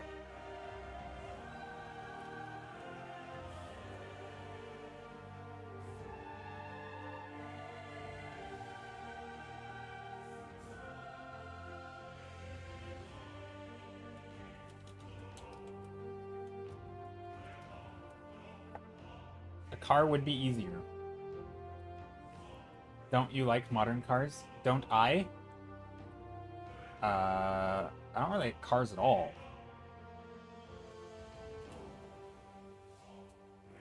I'm not a car person, no. Not really. I mean, cars can be kind of fun to draw, but more as, like, fun to draw, but not...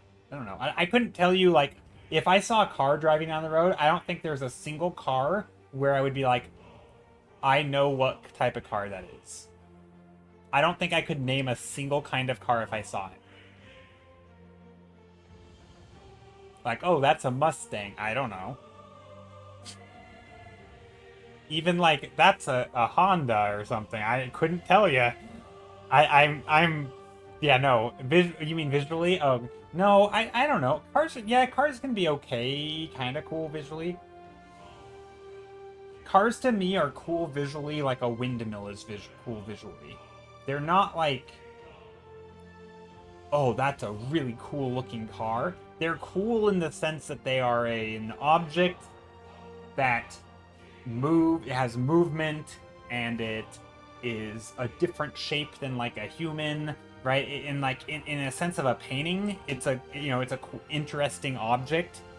But I don't like I don't really have a preference of like actual car designs. I don't know. Not, they're all kind of car design shaped to me. I don't really have a big preference.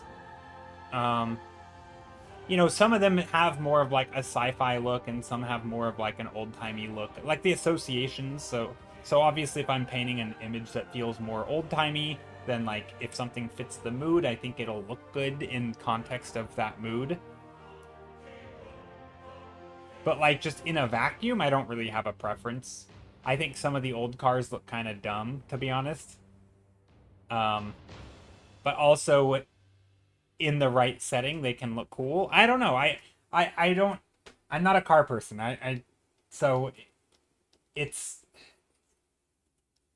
I'm pretty indifferent to them, but I definitely think they're interesting visually in terms of like visually, right? Like graphic style, like, oh gosh, there's so many different definitions of the word visually. So like for composition and storytelling, that kind of visual design, I like them. I like what they can do. I think they're neat. They can show scale. Again, they're just interesting shapes, all that. But like in my own personal life, I don't care one way or the other. I don't see a car, even if it's an old-timey car, and like, wow, what a cool car. I'm like, okay. Like I don't know, like typically that to me would more signal that like the person really likes cars because they have a car that they take care of, and I think that's cool. Like I think it's cool when people have hobbies and have pride in the types of things that they are putting time and attention into. So like if somebody wants to have a cool car collection that's like that they actually had to fix up, and like I think that's the cool thing about old cars, is that a lot of, at least where I am, a lot of the people who have the really old cars are the people who are fixing up the old cars, right? They actually work on their cars. They're not just like rich tech bro who bought an expensive car. Like that's not cool to me. Like I don't know, that does nothing for me, right? Like grats, you have a bunch of money to spend on a car. But when it's like somebody who bought an old clunker and have spent years of their lives completely reworking it and fixed it up and made it beautiful, like that's cool, not because the car is cool, but because the person is cool for doing, you know what I mean? Like that's a cool person who knows what they like and enjoys spending time on a thing. I don't really care about what the car looks like. So I don't know. I do have an appreciation for people who, you know, want to spend time doing a hobby or something. Yeah, it's like a mastery. Exactly. Exactly. It's the same way I can watch a sport that I don't really care about and be like, that's cool because they're really freaking good at what they're doing. Right? And then you try the thing yourself and you're like, wow, I'm bad. Like, that actually is really hard. And yeah, I have an appreciation for that. I think that's neat.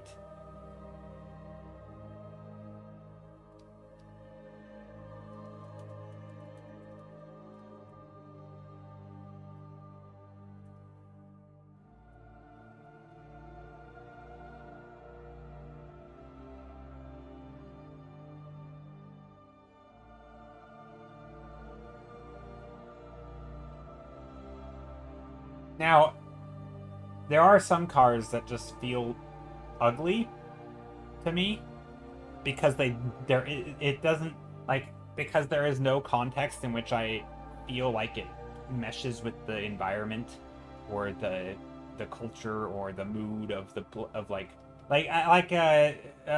Cybertruck, right? Like that to me is just ugly because like I can't even like maybe on the set of a weird sci-fi show, like, you know, some weird Batmobile nonsense of like, look at all this armor plating and stuff. Like maybe in that context it could be cool, but like that's not the context we see it in, and so it just looks dumb because like, what's the point?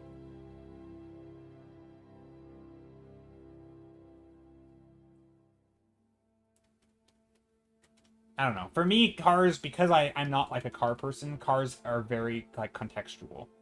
Like the city I'm in or the what's around. Like every year, my town that has this big like car show thing that they do a couple times a year, where people from all over, I think probably the country, but like barely I think they travel quite a bit, but they yeah, people from like all over the country will come and like showcase their old timey cars, and they're, you know, tons of just old classic cars that are all like, you know, pristine in pristine condition, all sorts of different niche models and makes that, you know, you probably have never seen in your life, and just really like different stuff. And it's just, you know, there's an entire like multiple city blocks of just, you know, cars just lining the streets, and then they shut down the streets, and then people can walk, and they have booths and stuff. It's like a big car convention thing that goes on in my town. Um, it's kind of cool. Like it's cool to walk through there because all the old cars are all in context of other old cars, and so like it's neat. But if I just saw one of those old cars in isolation, I don't really care. Those people would not stand for that. So in that sense, I actually do think the old cars are kind of neat. Also, what am I drawing here? I don't know. Just an old buggy.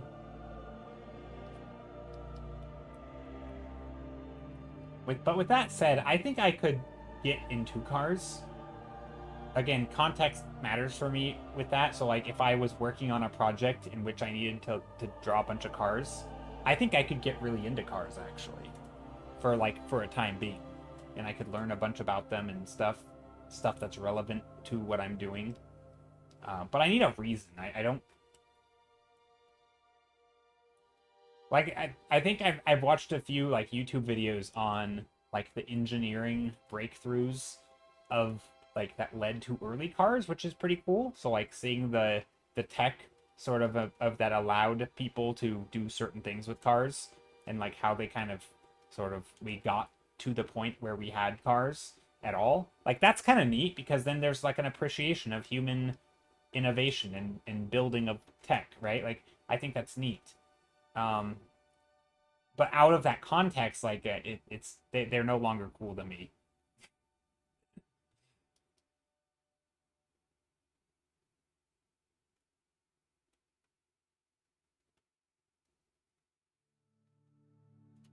What am I doing here? I mean, this is kind of. I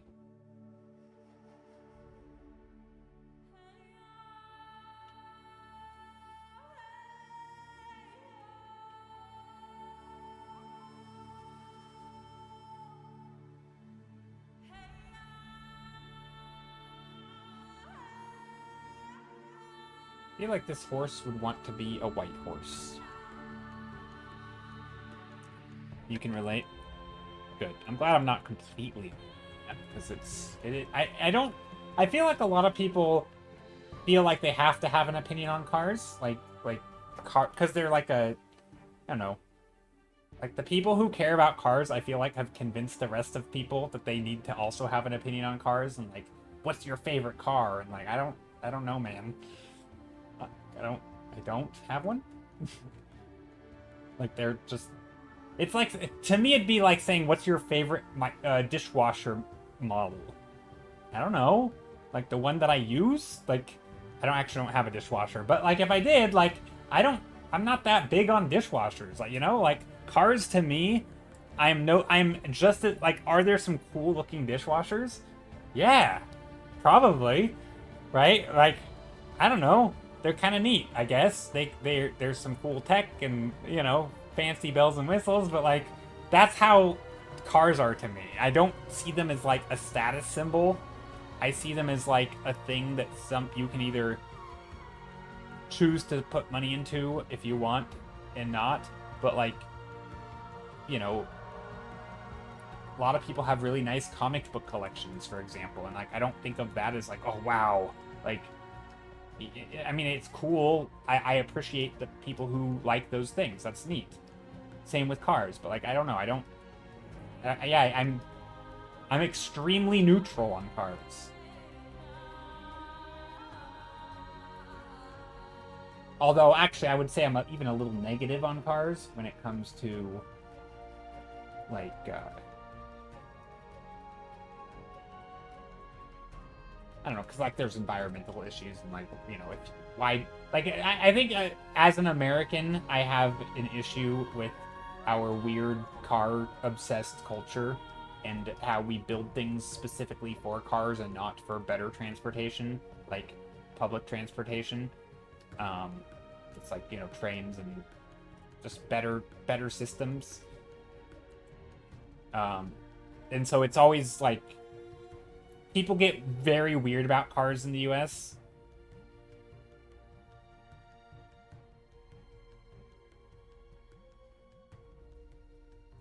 Like, yeah. People will go into crazy amount of debt to just like have a big ass truck. Just like, why are you driving this fancy, $60,000 truck when you don't need a truck? It's completely a waste of gas. You aren't hauling things in it. You're not off-roading. Like, why do you have this big truck? Like, I don't know, because we have a weird truck culture of like people wanting big trucks. I also live in like a kind of a smallish city, and so it's like we have a lot of that type of person who just wants a big shiny new vehicle, and they'll go in like major debt to get a vehicle, which is crazy to me.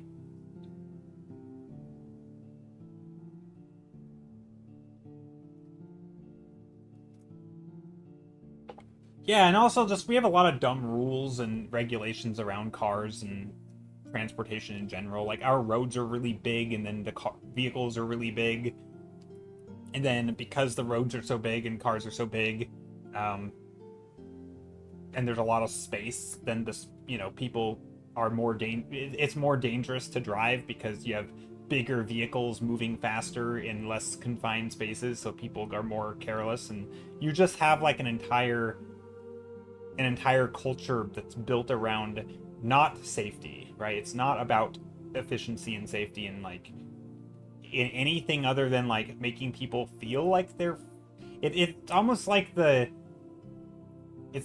meme of like Americans caring about freedom. It's like the feeling that you're free on the open road, and there's like that sense, and like for some reason that is so prevalent that like it makes it worse for everybody. I don't know. Maybe that would be something to investigate, but I don't actually know if that's exactly what's going on. But yeah, it's weird. Anyway, I was rambling. Thanks for coming to my TED Talk. Do we want a white horse here?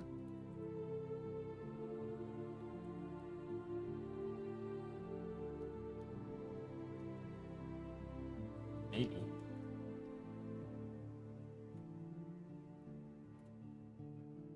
I've spent half the time painting this stupid horse, and it looks terrible.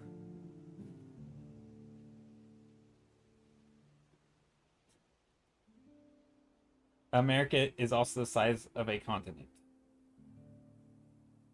Yeah, but people aren't driving across the continent.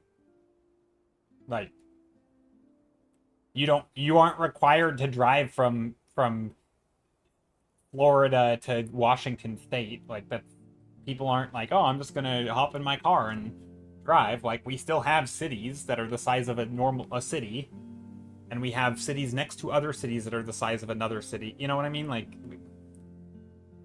most people, yeah. It's true. America is very large, and I live in America, and I'm aware of how big it is. And there are a lot of, like, things, especially when comparing to other countries, that, you know, like Americans not knowing, you know, a ton of countries in Europe, and then, you know, like, that would be like the equivalent of some Europeans not knowing the locations of certain states. Like, maybe you've heard of, you know, Ohio, but you can't point it to it on a map. That doesn't mean you're a stupid European. That just means you aren't living in a location that would make you care exactly where Ohio is. Obviously, if you're in the US and you're anywhere near Ohio, you probably have a pretty good idea of where it is, right? Like, it's, you know, it's like a state or two over. It's like a country or two over, right? It's the distance is huge, and there are a lot of things I think when comparing that matters. But I think in terms of cars, there's a lot of, like, active making cars not, like, there's a lot of work and effort and laws, like, put in place specifically to make this horse has 5 legs. That's an AI image if I ever saw one.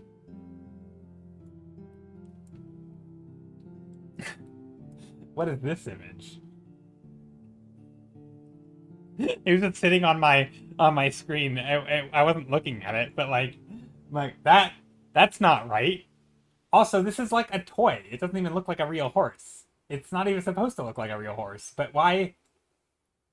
It's I think it's supposed to look like a toy horse, because it looks like a toy horse, which I assumed it was a model. But no, it's I like it. What? Anyway, I hate this timeline. The wheels are different perspective? Yeah, the wheels are totally off. I mean, look, I'm not saying that my carriage and horse buggy are well done, but, like, come on now. Hey, Smith Sonny, how's it going? Hope you're doing well. Like, in Europe, an hour drive is very far.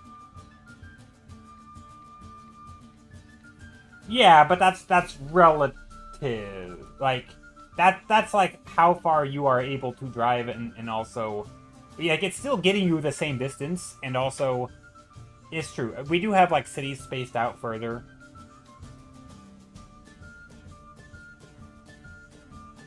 But also, like, if you needed to go an hour out of your way, you might take a train or a bus, because you would have trains or buses that would do that. So if you wanted to go from one city to the next, you could take a train from that city to the next. That's not even an option in the US. And so, yes, for us, we would be like, oh, what's an hour or two drive, right? Who cares? Well, yeah, it's because that's the only way to go an hour or two out of your way, right? Like, I know people who live in Europe, and they will be like, oh, I'm going to take the bus or the train to another city, or maybe even another country if it's within range. But they'll still take a 2-hour trip. It's just they do it not with car, because they actually have infrastructure for the thing. So it's not like the concept of traveling 2 hours is insane. It's like, it's still a thing you can do. It's just you have better means of doing it.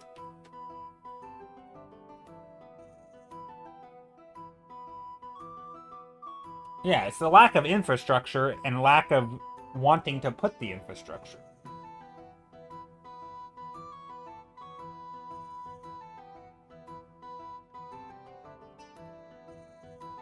Yeah, sure. Yeah, if you want certain infrastructure from, like, you know, again, East Coast to West Coast, but there's still big cities and multiple cities within, again, like an hour or two distance that people frequently travel that do not have the infrastructure. So it's not an excuse of, oh, it's too big, because we're not talking on the big scale. Even on the small scale, we don't have the infrastructure. So, like, yeah, obviously you're not going to have the infrastructure on the big scale until you figure it out on the small scale. And we don't have either. And there's lots of reasons we don't have it, and a lot of it is, well, probably politically motivated and money, because, like, you know, if it's not making money, then it's seen as a negative.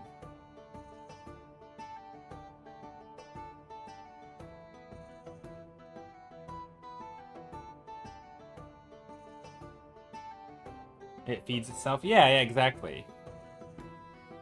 Yeah, it's a self-perpetuating... Well, I mean, it's sort of self-perpetuating, but it's consistently, intentionally being perpetuated by people who are actively against other things, right? If any big city that tries to do like a rail project or a, you know, either high-speed rail or sort of bus or train or whatever, there's a huge amount of money and lobbying and people actively fighting it. It's not just, I mean, it's not just, oh, we don't think it's a good idea.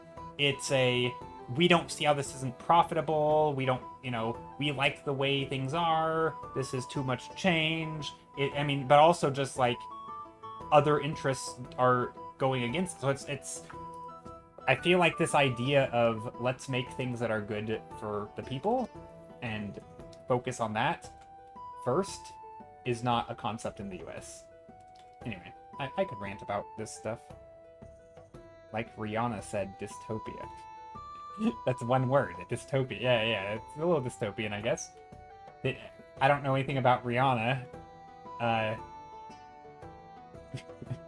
Does she have a song name called Dystopia? That was funny. Like Rihanna said.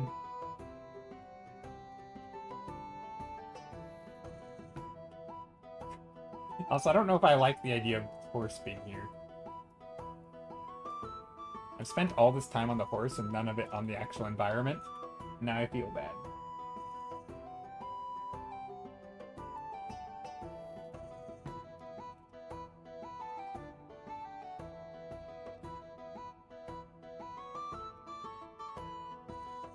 No, she has a song called Disturbia, but you don't listen closely, you can hear it say dystopia. Okay, you were multiple layers deeper than any reference I could have understood with Rihanna.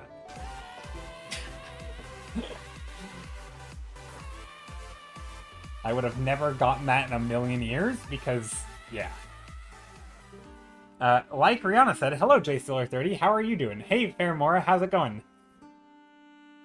Welcome in Raiders! Commissar Skull, how's it going? Hope you're doing well. What were you working on today? I was lurking in your stream the other day. I liked what you were working on.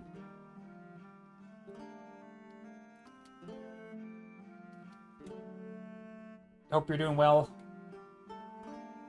Hope the day is good.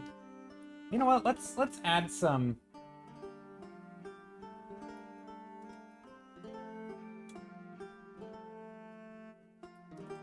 But yeah, what were you working on today? Got some tax if you want. Yes, I do want. Very much so.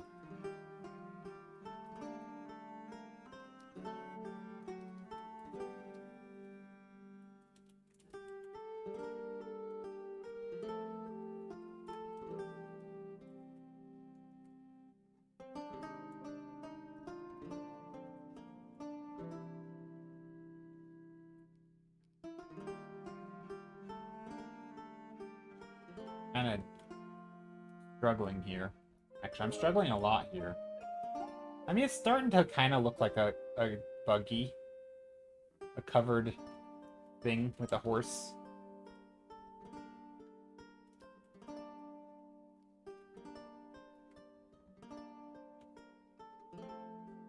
Okay, let's take a look. Let's take a look. Got some art. Oh, this is good. I like this. That's really cool. Very nicely done.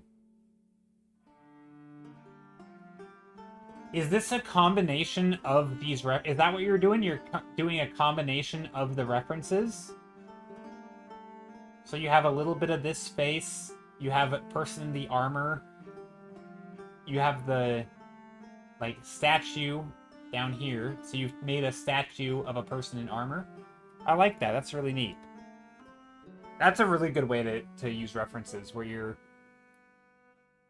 you're combining elements from them. I like that, that's neat. Will Saint Georgia also be slaying dragons and laying princesses? Is she lesbian? I don't know. Is that who this is? Is this Saint Georgia? I don't know anything about Saint Georgia. I didn't know that was You want to do something outside your own creative box? This is cool though. I like this.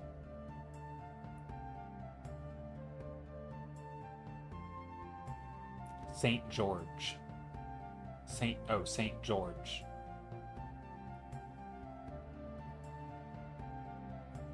Casey, hello!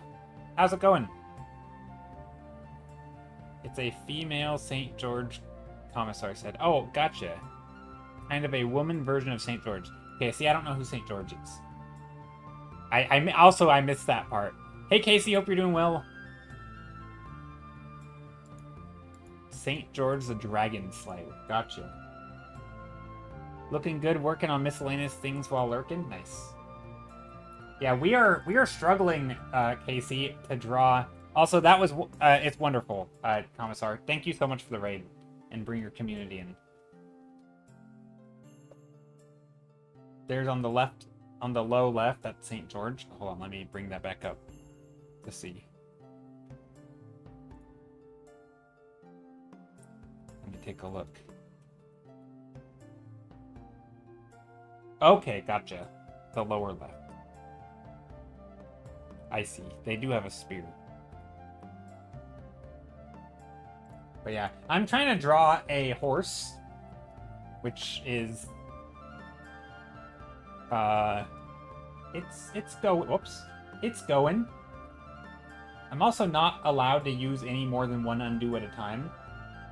If I make like an egregious mistake and draw through my painting, I can undo, but I can't do like undoing a lot.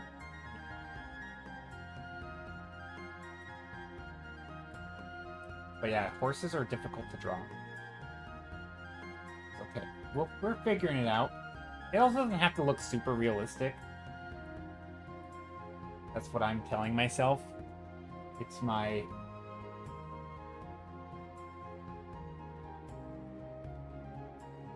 Like, I'm trying to get some interesting silhouettes a little bit. That's a dog. I know it looks like a big dog. It does look like a big dog. Oh my goodness. It totally does. Okay, you know what? That's okay. That's actually the story of how Game of Thrones, why they have direwolves, is they were trying to make a big horse, but they ended up making a big dog, and so they went with it. That's my revisionist history on how that happened. We're trying to make a horse, ends up making a big dog, and turn it into a giant wolf. There we go. Done. Direwolf. Easy peasy. Thinner neck. Hey Joe, says Chrissy Carson. Hello. It's mostly the shoulder structure making it look doggish? Yeah, probably. Oh yeah, this stuff right here? For sure, yeah.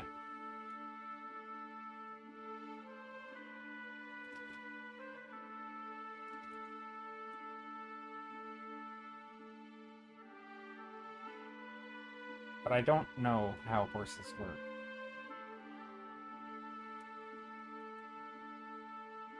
I feel like horses have... You say it's the shoulder structure.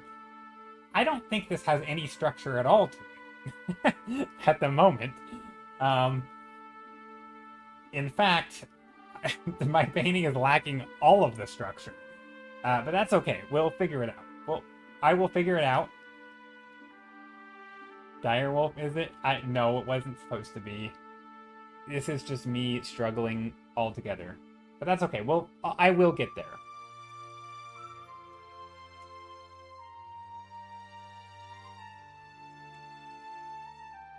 Yeah, this does look like...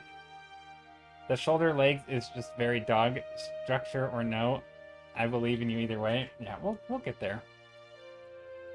I have a reference here. It's not a very good one. A little blurry. It's obscured by stuff.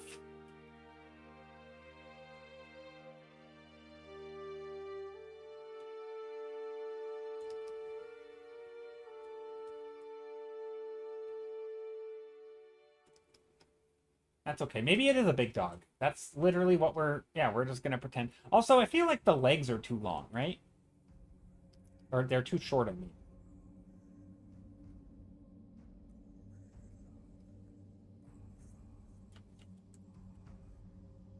A little skinnier horse.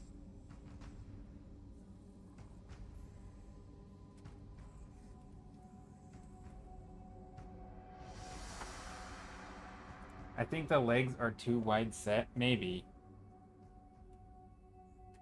It's just bending in the dog places instead of horse places. Oh, that's a good point. Horse, yes, it's not bending in the right place. That's a good way to do it. That's a good way to describe it. Okay, so it needs to bend in the horse places. Silly me. How did I not know that it's not bending in the horse places? Okay, bending in the horse places. Here's a horse place. Is that a horse place? Nope, that's awkward. Hold on, that's worse. Oh no. Oh, let's erase it.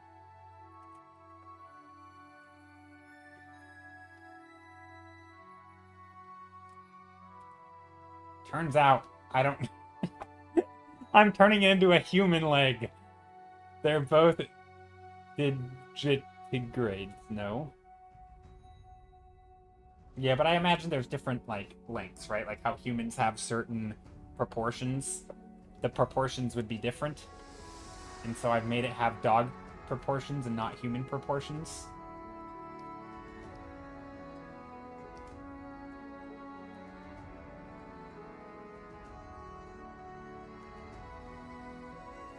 Yeah, like that's a thing with like every animal, right? Like every animal has slightly different proportions. Even when they have the same more or less parts. Or the same amount of, yeah. I'm not big on animal anatomy, to be fair. Me neither.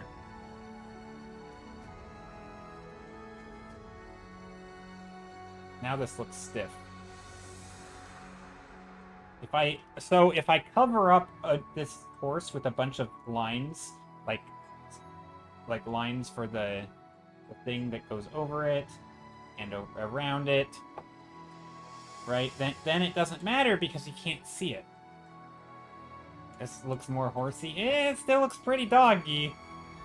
That's okay. You know what? We don't have to worry about it. Let's just move on.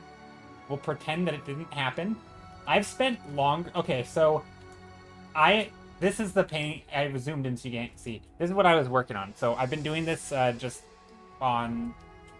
Just, you know, one stream, one painting kind of thing. This I did in about an hour. And then the rest... The last hour was this, which is awful. And I say awful, but like, you know... Classic hide the hand with the brush tactic. Yeah, exactly. Yeah, well, if we put enough, like, you know, if we put, like, a person on it, you know, stuff here, and, you know, there's things here, the horse has a helmet, you know, feet are in oven mitts, in pockets, you know, then we're good. We don't need to see the rest of the horse. Oh, crap, I can't undo. I'm on the wrong layer. I can't undo. My undo button is turned off. Wrong layer and no undo button? Oh dear. Helmeted horses with mitts make sense. Okay. Well, it's okay. We'll just delete it. And back to a dog. Just like that. No, I think it was mostly... Yeah, it was bad. Oh dear. No, it's a dog. It's a horse. You can turn... Yeah, I turned my undo button off. Well, I have one undo. So, for example, if I make a line, I can undo it. But if I make 2 lines, I can only undo the last one. So if I do something like this, I'm fine. It's not going to ruin my image.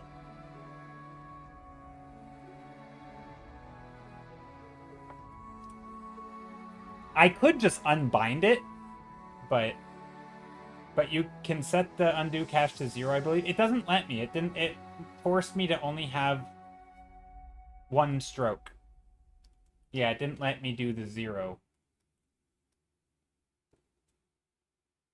It helps unchug your file. Yeah. That's kind of why I did it, because I'm actually recording the time lapse, and it just makes more sense for me. Yeah, it makes more sense for me if like it's already recording all the strokes, and I just don't want it to bog down too much.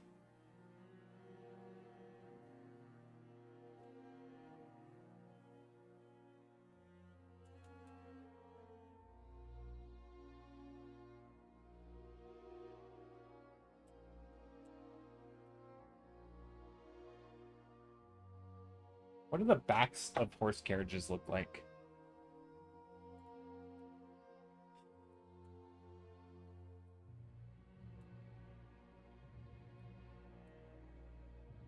I mean, I assume it's just like a window, but like I don't want it to look like a covered wagon, you know?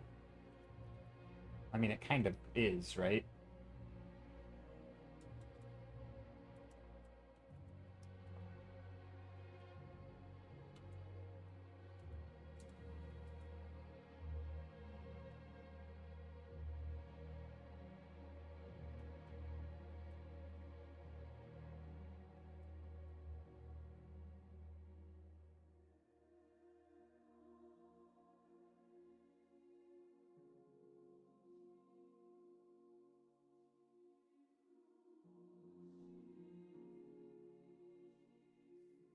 Yeah, it's a little sketchy, but I think it'll work. I just did an undo. I feel dirty when I do an undo button. It's like I'm cheating.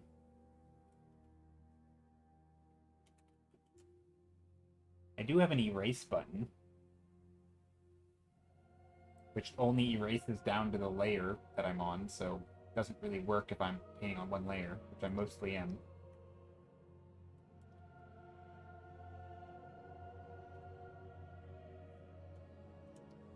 But yeah, it's I vibe with this right away. Oh, that's good. I'm glad you like it. I'm enjoying it. I like this painting.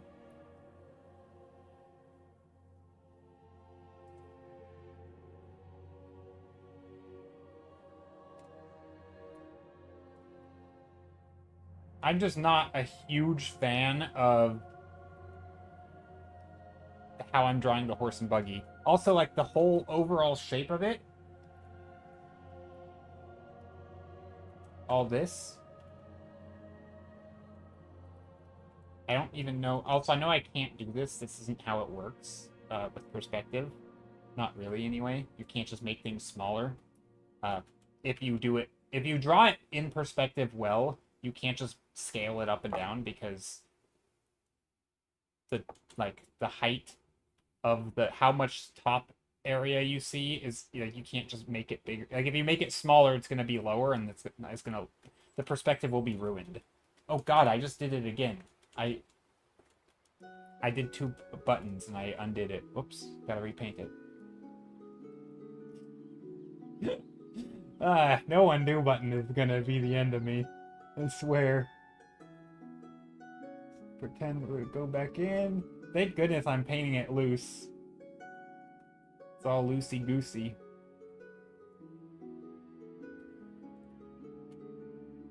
But yeah, I have a Discord. Feel free to drop in. RX Inspire, I appreciate it. I like the scene. I'm not super big on the horse carriage, but I think I'll get used to it.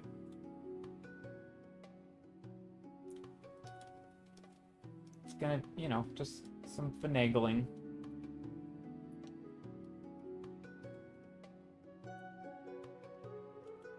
Also, making it a white horse feels like it's hard mode for me, because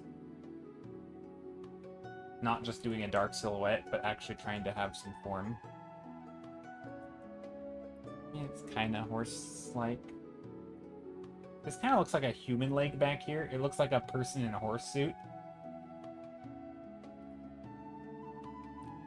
Also, like, where's the back leg? I mean, it would be back here, between the things. Because, like, this is one of those buggies where, like, they're quite a bit, in front of the buggy, if that makes sense. Like, the buggy has, like, from the front view, I think the buggy has, like, an area like this. Where the horse legs can be. I don't know how horse legs work, but like this. And there's, like, this part kind of goes over it. Or something. Something like that. I don't exactly know how it works. I think I did that wrong.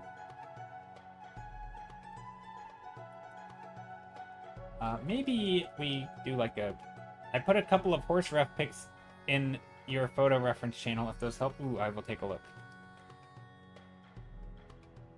I honestly think a big part of it is just my drawing ability of, like, sketching out anatomy and form and gesture and being precise. I'm very, like, not precise when I paint, as you can probably see by my messy brushstrokes. And so that makes it really hard. I need to get better at that.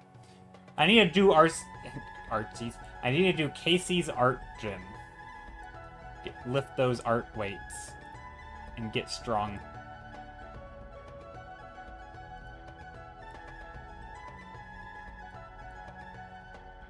Ooh, that is good. I like that.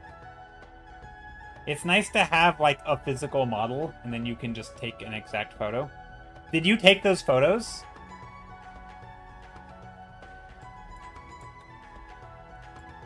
This is... Yeah, that's not bad. I mean, it's a little bit, I would say, you know, the perspective is a little bit, like, a little more overhead, but it's fine. It mostly works. We could even do the back leg thingy. The back... It helps for the back leg for sure, right? Kind of imagining where that would be. And also, like, I forgot to... That maybe, yeah, a center line down it would be nice to be able to draw.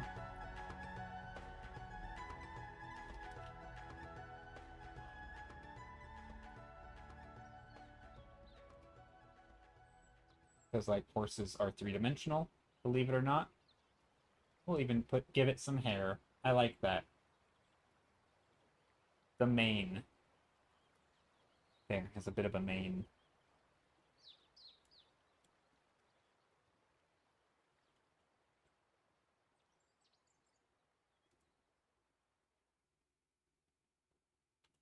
There.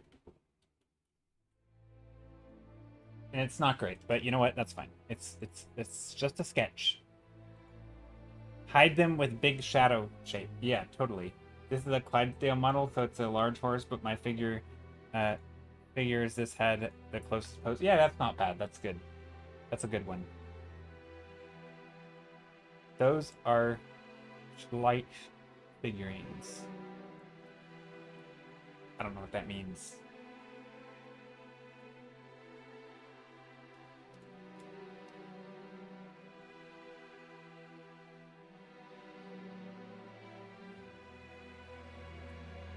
Hey, Siren, how's it going?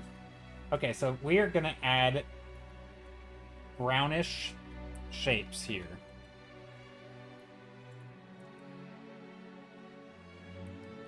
Around here.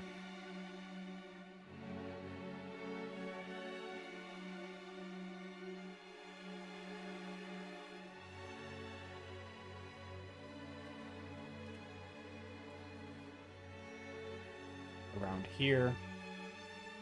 Around here. Again, just simple shapes.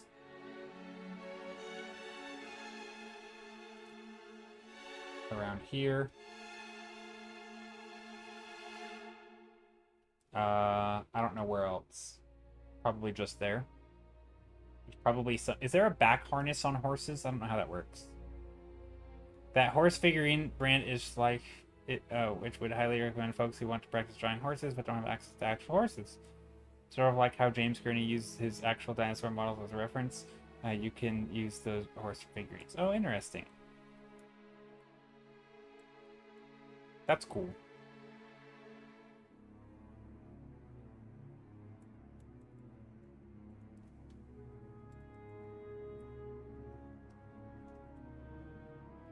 Okay. Yeah, we could do some big shadowy shapes over them. Like this. Just put some shadow all over it.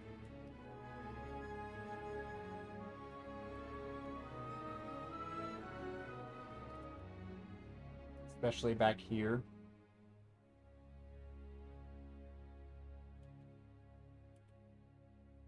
I mean, yeah, that would work.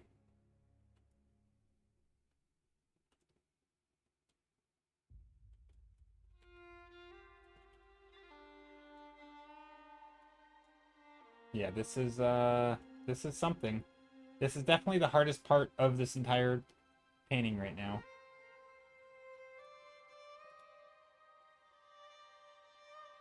Just making the horse and buggy feel normal.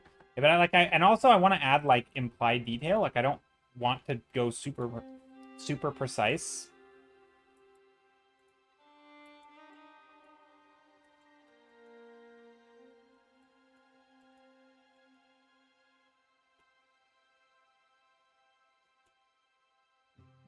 Oh, they have a thingy here.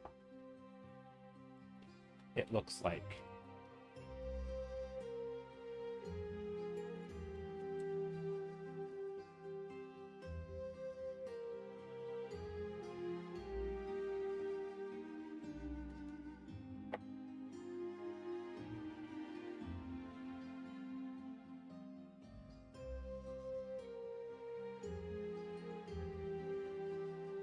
Just all sorts of harnesses. They don't have to be perfect.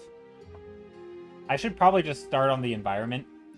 You also shared a horse ref in Discord in case you are interested. There's a leg reference page in the middle showing a horse leaping that I think would help you with seeing the motion in the various poses. I'm sure. I think for me, a big part of it's also my drawing of it. Of like, it's cramped, it's small, my perspective's off. And so it's... Even if I kind of understand what's happening, which I probably don't, it still makes it hard. Let's take a look.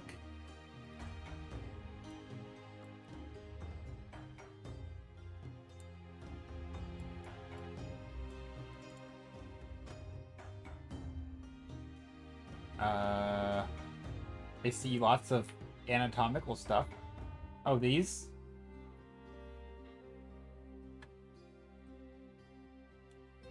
See, this is a good pose. I like this one.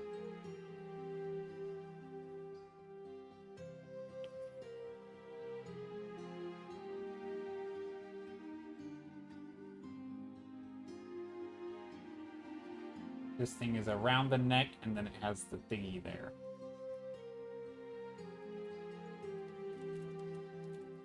Around the neck. Oh, what was that? Oh! Hydrate, thank you.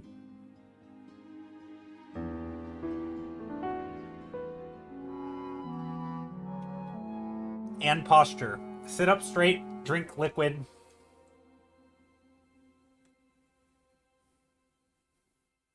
Thank you for that. That one is so expressive, such pulling. Yeah! I aspire to that level of expressiveness in animals and creatures. But I think this is okay. We're just gonna... In fact, I almost feel like...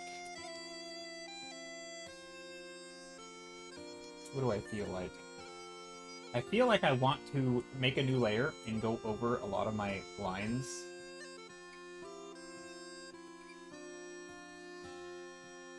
With different colors, different shapes. It's more simple, but also like, you know, overlapping shapes here. And not really worrying too much about precision, but more about the gesture and the overall, like, some of the forms. Don't forget to stretch. Yep. Yeah.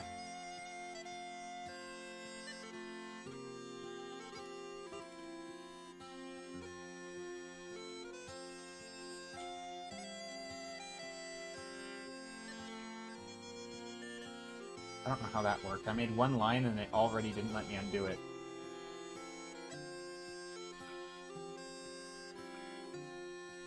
Now, what about the top of this? Should we do like lines like this? Oh, too late.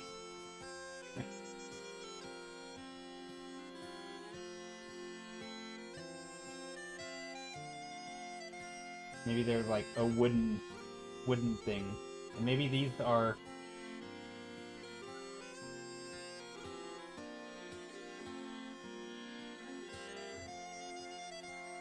that. And maybe over here, they go the other direction.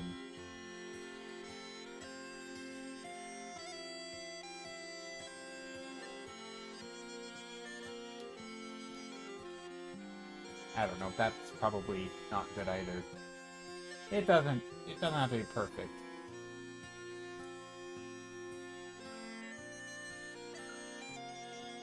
A little bit of that. Maybe some shape here just blocked out. Nope, I don't like that. I mean, this isn't bad.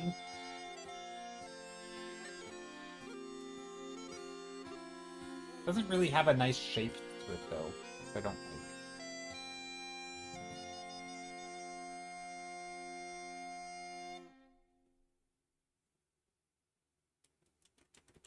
The wheels are weird.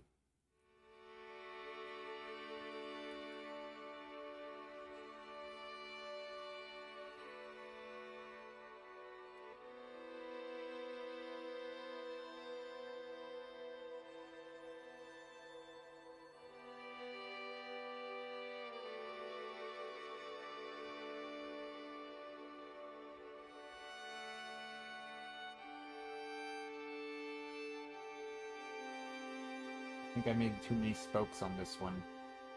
Whatever. What else can we do here? Not on the carriage, but just in general. I think we can... Oops, I deleted that. I think we could add bumps to the road. A little bit of...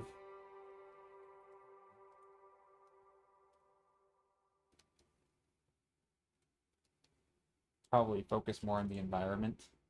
Yeah, the carriage is weak. I like the rest of the environment. Oh goodness. Okay, well we've got like another hour or so left, so I want to focus on like a concentration of detail, I think, kind of thing. Like right now they feel disconnected, the carriage and the rest of the scene. Maybe I fix that. Maybe I do little silhouettes of other carriages back here.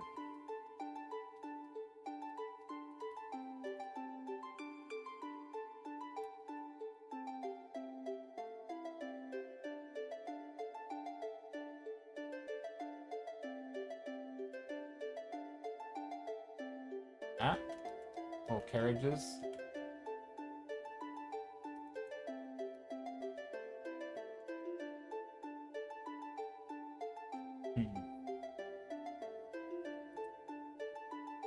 I liked it better when it didn't have the carriage.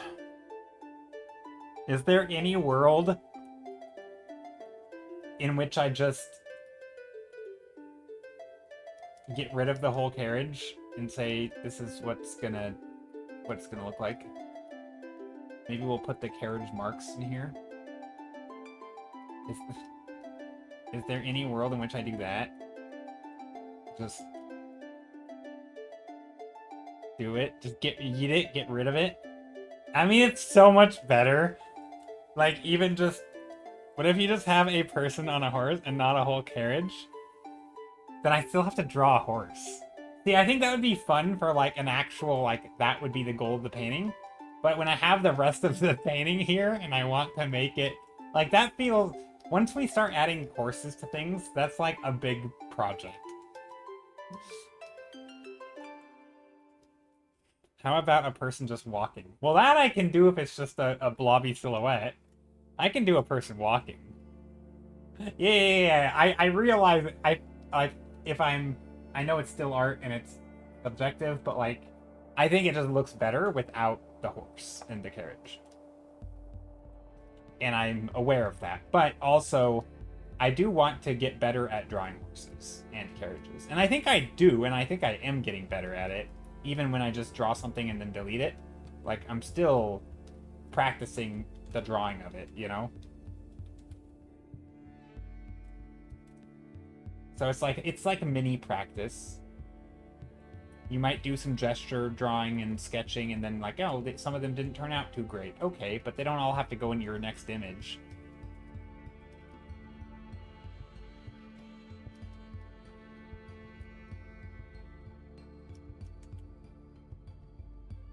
This blue is kind of weird, though.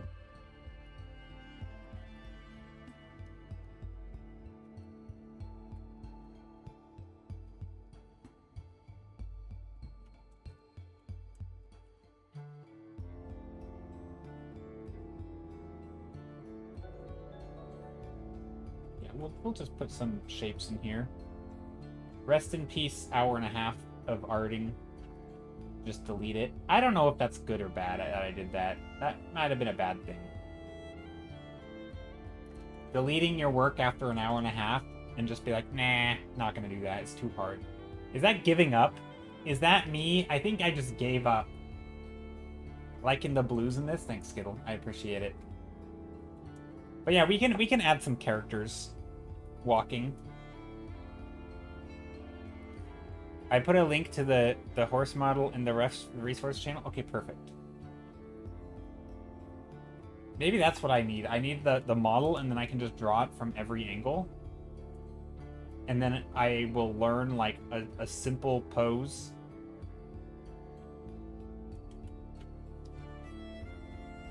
It's called cutting your losses. Yeah, but, like, it's also giving.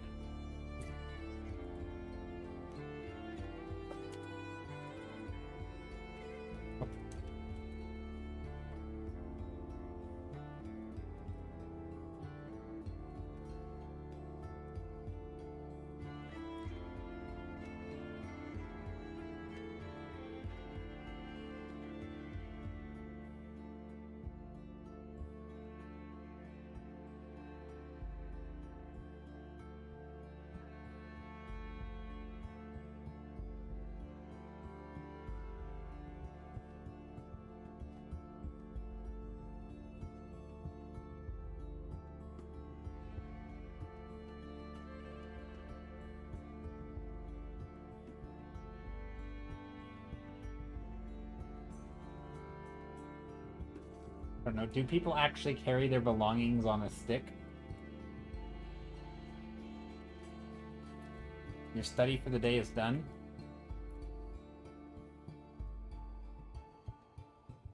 Maybe he has a sword. Maybe it's a ninja.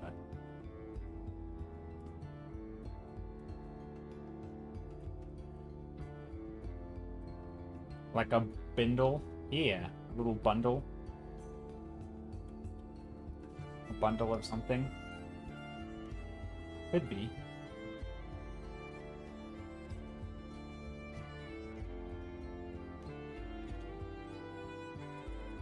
Maybe they're wearing a little bit of a hat. Keep themselves warm, because it looks like it's kind of cold. I don't know what this person's wearing. Nope, they have no head anymore.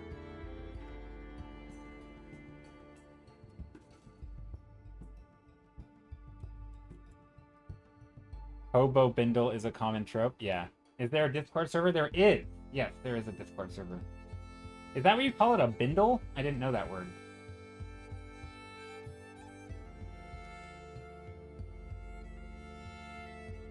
Well, I think this is already...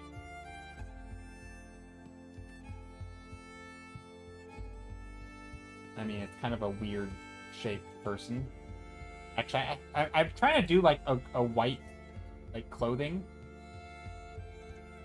Nope, that's a weird shape. Foot. And I feel like just the dark silhouette is just a better...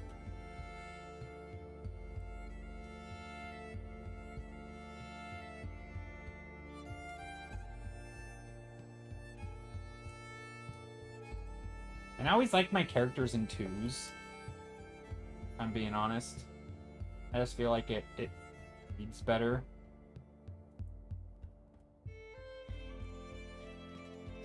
Because if for what one character's silhouette doesn't tell you, the other one does.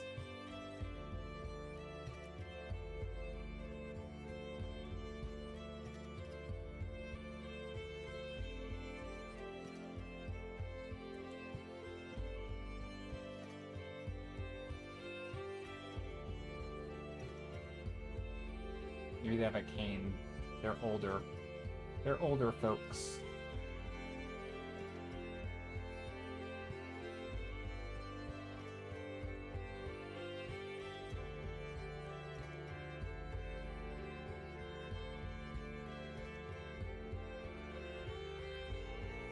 Let's see. Yes. Oh, thank you. Yeah, sorry. I spaced. Yes, exactly. I do have a Discord, and there it is.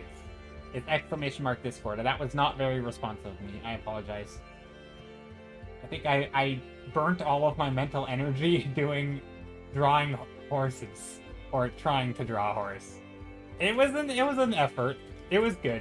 I'm actually glad. I think I learned some stuff. Mostly learned what not to do.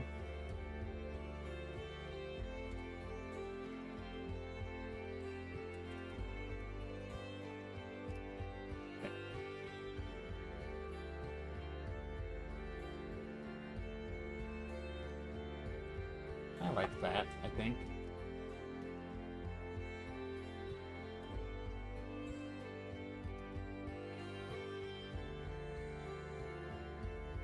Do I ever go like this and put the dark in the corner here?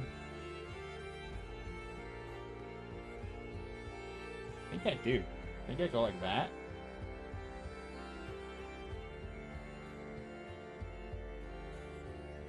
And maybe there's little paths here. Are these people in the snow? I don't know if this is snow or what. I feel like it might be snow.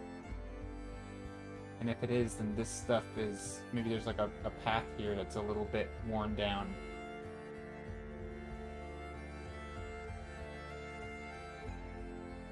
Same here. Something like that. Paths coming from their feet. Because they're trudging through the snow.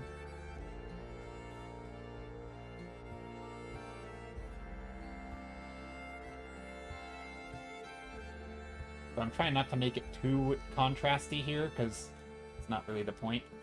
I think that works.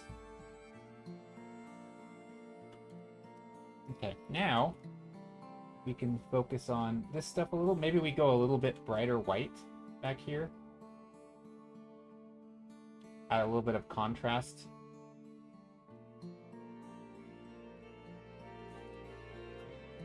Because again, there's that fancy schmancy effect called the Fresnel effect, which would technically probably make this snow a little more reflective, which might make it feel a little whiter, further away. Maybe. Could also not make it feel whiter, could make it feel bluer, but I think the whiteness would work well. A little lighter. And technically some atmospheric perspective, which also might make it feel more dull.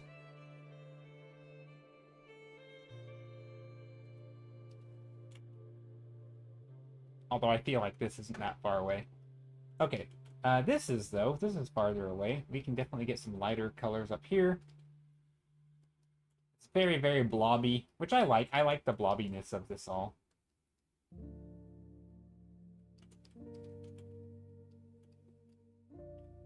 Do we want to do anything with the light or clouds? I kind of like some little clouds back here, kind of sort of going towards the scene. Maybe. There's like little dirty spots on the painting that kind of point towards the thing. It's not bad. I do like this image though. I like the colors. There's some weird stuff about it, some shapes that I don't think are great. I should probably fix those. Like this shape here, there's this big shape going down the mountain. I don't really understand why it is there. Or at least why it's in the way that it is. It doesn't feel like it's doing anything. Maybe it actually was doing something.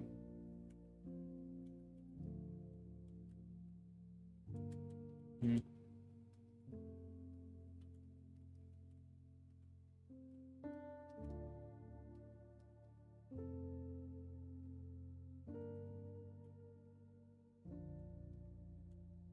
Lurk time for you? Yeah. Take care. Thanks for being here. Happy lurking.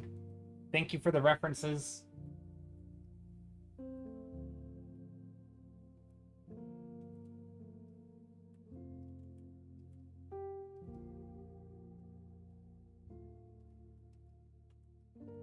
Okay, so if this is gonna be a man-made place, let's put some little repeating patterns that kind of make it look more man-made. Little shapes here, maybe in little threes. I don't know. Oh, you don't want them to be people-shaped. That would be... I mean, this is not bad. Do we want little shapes there? I mean, now they kind of look like trees. Which actually also isn't bad. Now, it might be weird to have trees up here, but it could add some fun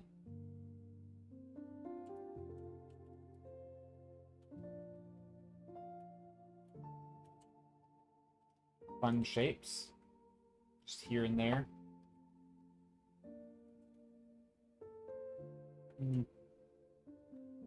Maybe?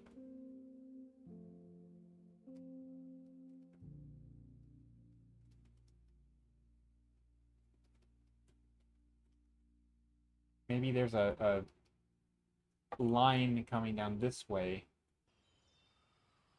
Like a ridge. And maybe it's catching some blue. Probably not. Nope, nope, that's not good.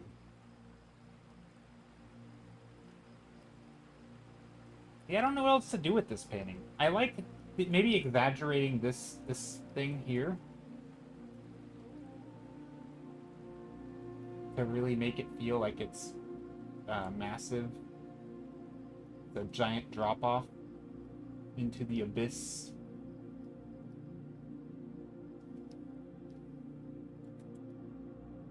And then maybe over here, we can exaggerate that again by adding some of these cliffs.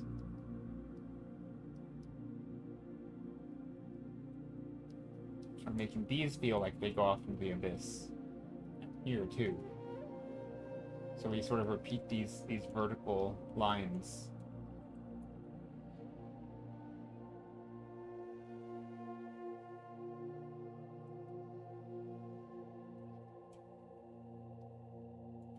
Okay, that'll work.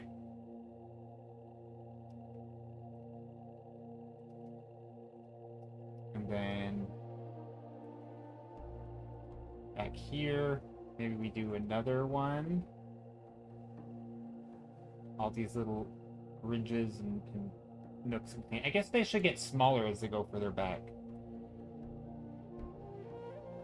Like the shapes, not the... yeah. This could be the top of it. Maybe we get another little ridge thingy here where these fall down. I'm just kind of adding variety. This isn't like a... I don't feel like there's anything particularly special about like where I'm putting a thing or a shape. It's mostly just trying to add visual interest. Like if I think a shape is too horizontal, maybe I'll break it up or I'll tilt it or something.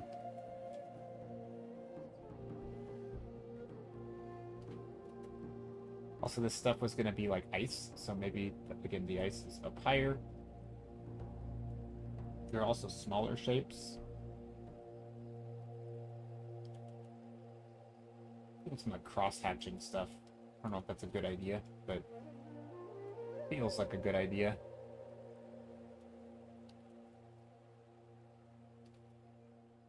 I feel like ice kind of has that like dripping effect anyway, and cross-hatching kind of has a similar look to ice.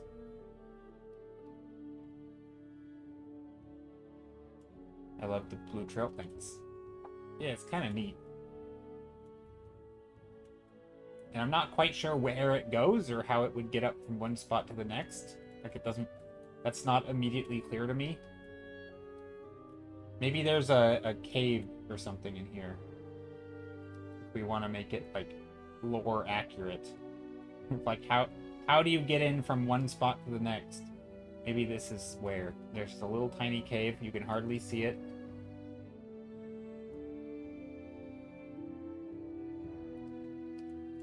Going to the... It's like in the train thing in the tunnel in the mountain that you always see. It's like...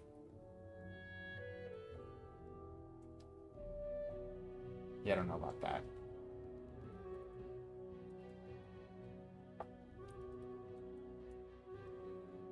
Could do that.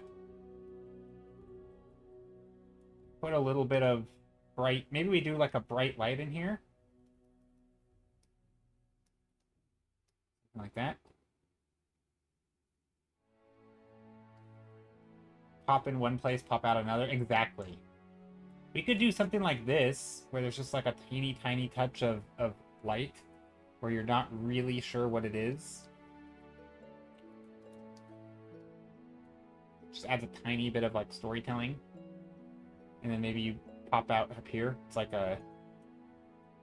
a portal. And then you have to go back up here. If you're gonna make a portal in the mountain, instead of popping out at your destination, you just have to then continue on the road. That would be kind of a slap in the face. Like, there's a teleportation device, but it's super far away, and when you take it, you still have to then continue walking super far away. But, like, why didn't they just make the teleporter go to your destination?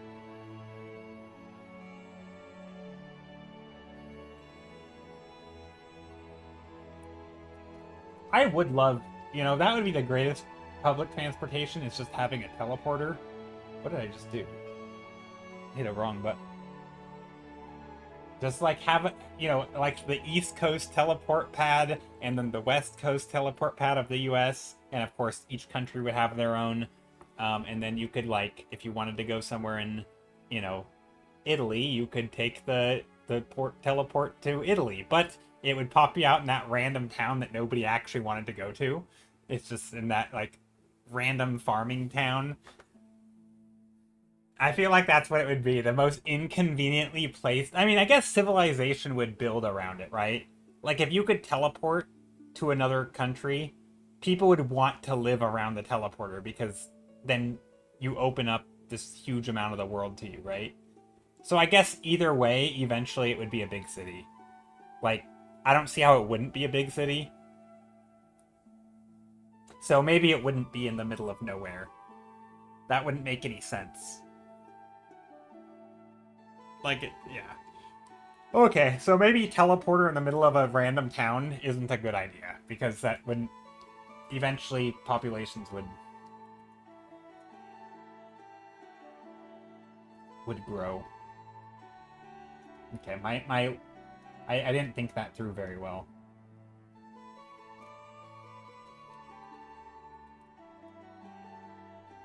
Or maybe you have a bunch of teleporters throughout the world, but they're random and where you go. And because they're random...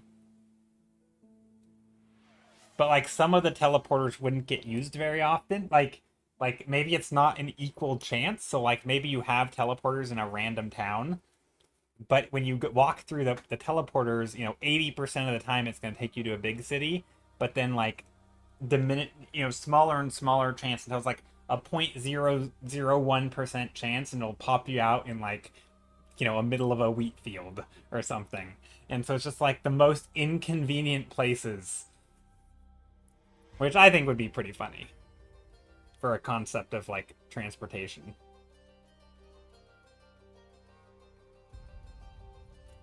And it would have to have some and maybe it's only one way. So the in teleporters are different from the out teleporters. So you can't just pop in and out. It's like a major inconvenience. If you pop out in the middle of a wheat field, it might be, a day's journey to the next teleporter. But it's also like the only way to cross the seas and get from, certain places. Anyway, 5-minute thumbnail, go fast. All right, I will do a 5-minute thumbnail sketch, and then I think I'm gonna wrap up stream. I'm getting a little tired. So we will do a quick 5-minute thumbnail sketch.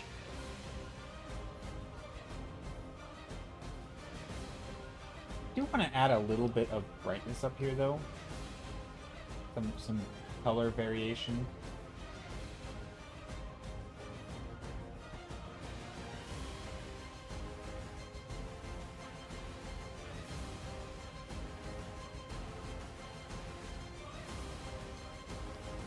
There, I like that. Maybe some over here, too?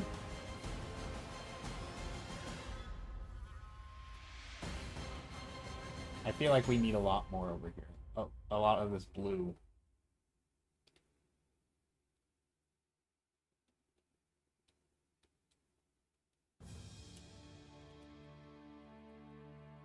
But yeah, I will do the 5-minute thumbnail before I end the stream, for sure. I will not forget. It's funny, this painting actually came together very quick. Minus the hour and a half I spent fiddling around with drawing a horse I eventually deleted. But outside of that, I was speedy. This one only took like an hour at first. Obviously I've spent longer on it now, but like the bulk of it more or less looked like this.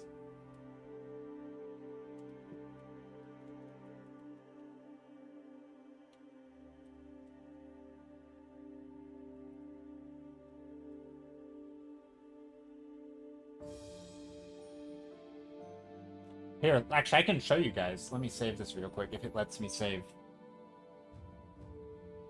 Let me show you the time-lapse. I think you'll be... I don't know. Maybe not impressed, but... maybe just I like the time-lapse. But if I go to the 30-second time-lapse... So, very quickly, in this whole process, it was... I guess it took a while, but, like... Here is already where it starts to look more or less like the thing, right? And then for the next... So this is 1/3 of the way through, which I've been live for 3 hours, so you can do the math. And then I basically spent the next third of it fiddling around with this. So this was another third of it. Oh, there we go. And then I have 27 seconds left. So yeah, the last third is that. So yeah, I mean, it basically, it almost, from here, nothing changed until the very end. So like, yeah, it probably took me like an hour and something to like get up to this stage before I started fiddling with the horse for a third of the time. Anyway, I thought that was interesting, how paintings progress like that.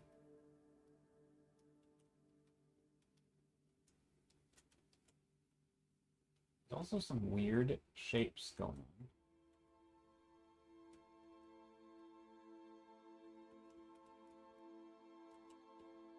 Where this feels rounded.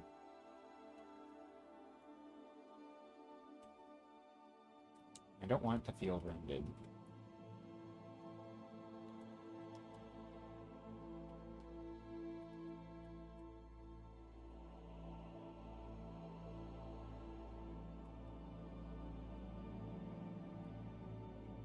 I think that's what you get for using like that's what you get for not using like good like shape, like curves in your shapes, like an S curve, a C curve, right? A good variety of straights and curved lines. You end up just making it look all loosey-goosey, and it looks kind of flip-floppy, and it ends up looking like things are round instead of like they almost look like Jello or clay, where they're just kind of a big lump instead of having like, you know, these sharp edges that are decisive.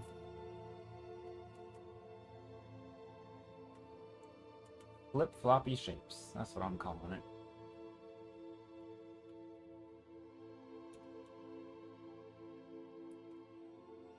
We don't want none of those flip-floppy shapes, which I definitely do have.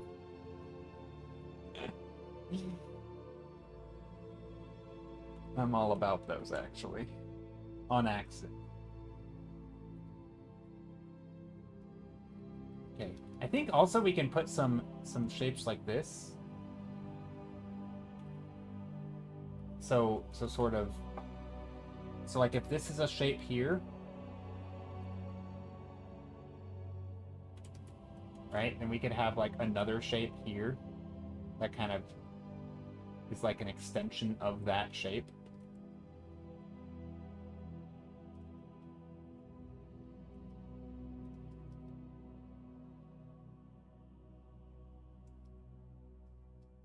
Something like that, maybe. And these shapes, of course, they can also have their own form. Adding basically some little final finishing touches on this. Still haven't forgotten about the 5-minute thumbnail.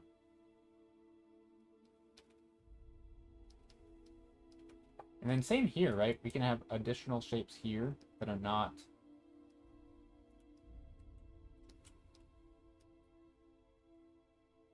I think I like this.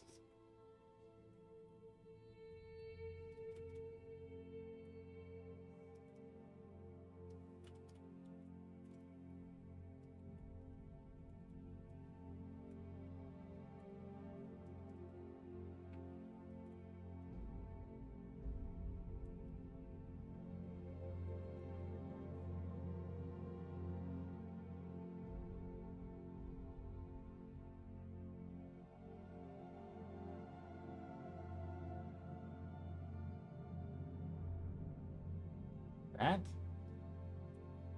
Maybe. Maybe like that. It's better.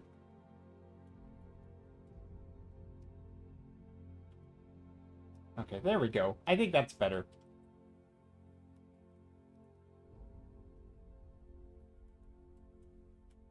Alright. And now... What do we do here? Maybe there's a... Is this like a building? Probably not a building. We could do like some sort of structure here. I made a new layer just in case. But like...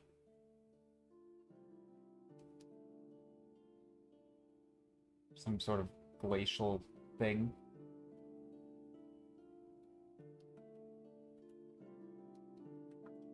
It's not bad. Actually, I kind of like that. Big ol' shapes.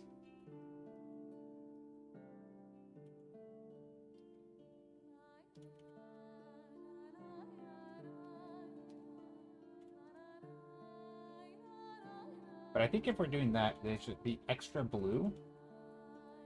Wait, is that a great idea or a terrible idea?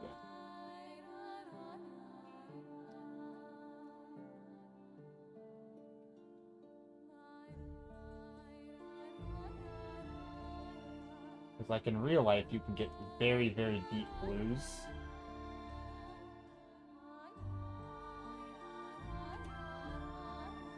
Not bad.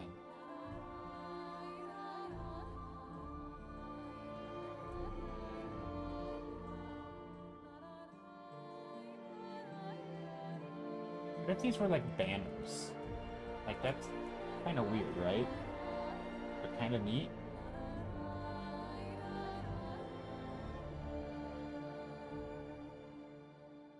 It's like I'm not sure quite what they are. But like imagine giant banners hanging down. Oh, that's weird.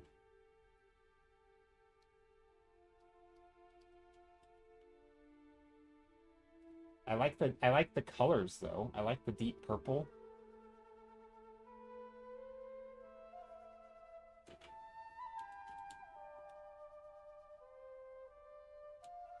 Don't know what the purple is.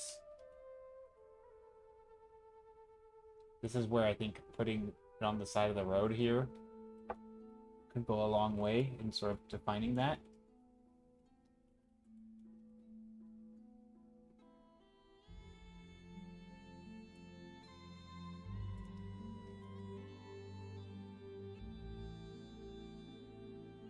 Something like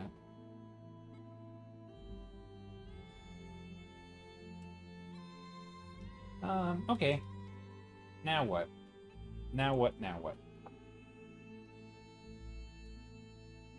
Purple sky.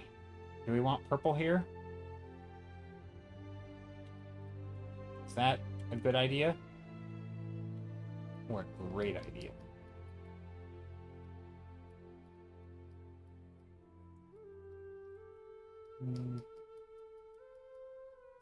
Get a little bit of purple. There. I think I'm done. I think I'm done for today in this. I will do a 5-minute thumbnail sketch, though, to wrap it up. I gotta load up the timer. I think today's stream I didn't disconnect. Which is good. I don't think... so the last stream, it was sending out... every time my internet was disconnecting and reconnecting, it was sending out notifications like, I'm going live. And then I would disconnect and I would go live again, and then like, Joe went live. And then I was bombarding people with going live notifications on accident. I did not mean to do that, but it happened, so I apologize. But I don't think that happened today.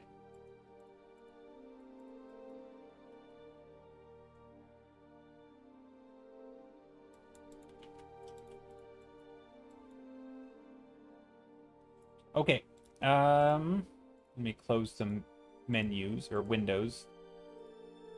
Got way too many things open. All right, so now 5-minute thingy. Do I have the timer open? Yes. Timer. Turn on. Now the question is, does it appear on my screen? Because last time I did this, it didn't work for some reason. Oh, there it is. Okay, let me restart it because I need all the time I can. Okay, we're gonna stop, start. There we go. No, wait, hold on. Stop again. Stop, start, stop. File. Open. We're gonna go to this. Let me just file navigation real quick. Make this as a new stream. Oh, that's not how you type. Stream paint 947. Change my file name. Delete.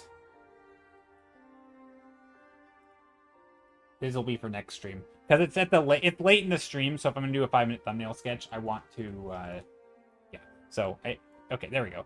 Now resume. All right, perfect. Now I can start painting. Let's put some colors. Some greens. Some yellows. Some more yellow greens. That's not a very bright yellow green.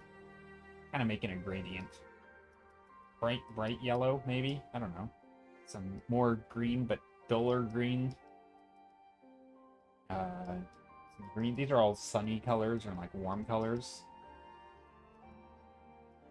So I'm thinking maybe we'll get some cooler colors. I kind of like this purple. Purpley color, grayish, darkish, bluish purples.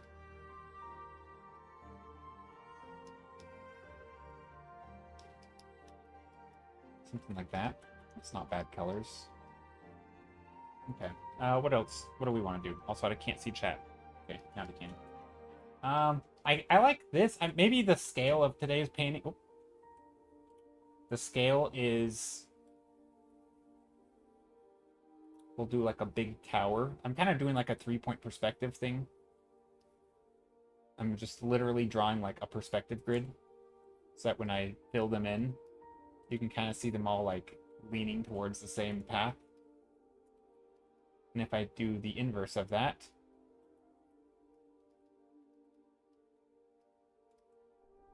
I don't know.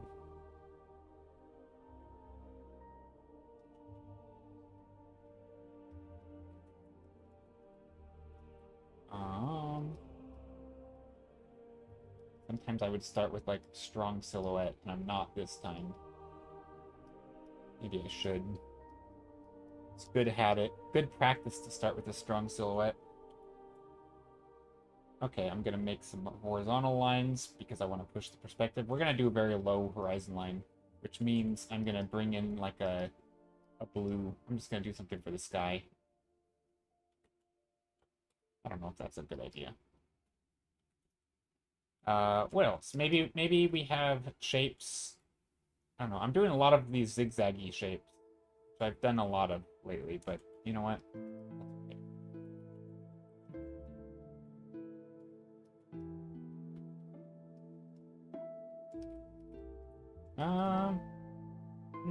Maybe I don't like that. I don't know.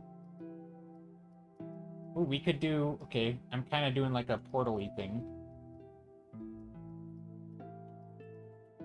Okay, I'm starting to get some shapes. I'm starting to like this. Maybe these are rocks, so we have like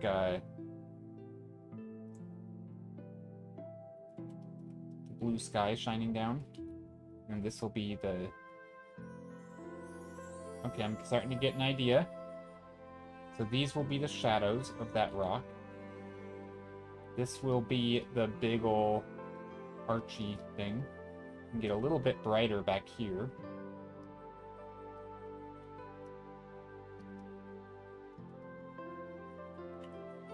And then here, we can get... How much time do I have? A minute left? We can get the nice shadows under here. With bluish shadows. Oh, that's not very bluish. There we go. Maybe a little darker. That way we can have a better separation of light and dark. The green... I mean, we could do the light up here, too. Maybe the light will be on this side. And then the blue will be on this side. And then this will be...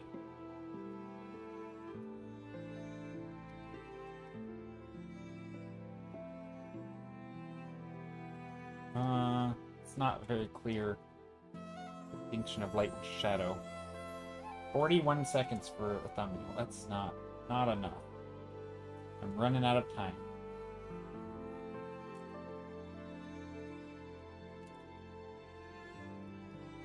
Putting some blue lines. Not bad.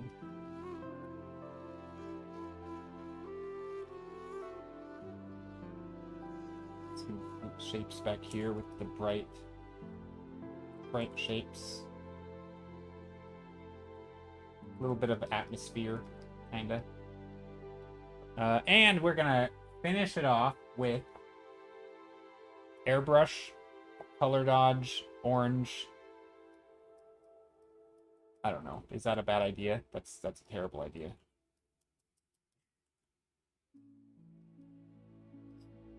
That's a lot. Don't know about that. I mean, it's something. Similarly, and I realize the time's up, but we could take like a dark blue, dark purple, and really darken these shadows. We can also change the colors while we're at it.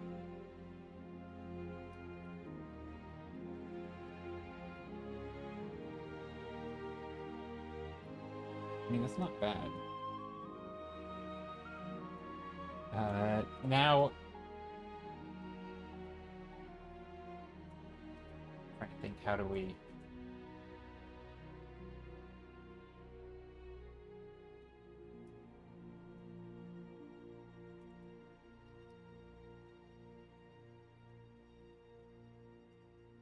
I mean, that's kind of fun. I'm over the time limit, though. Time's up. I'm cheating. We had a 5-minute timer, and it's now... Yeah, totally cheating.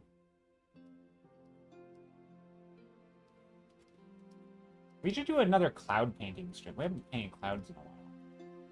Anyway, kind of a weird little thumbnail, but it's not bad.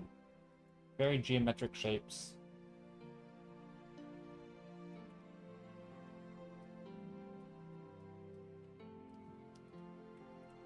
Contrast-wise, not amazing. It's not super readable.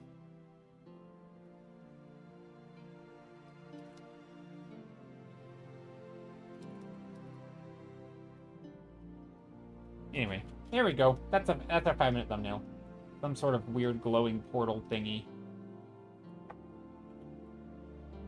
We could also do this to make like lakes.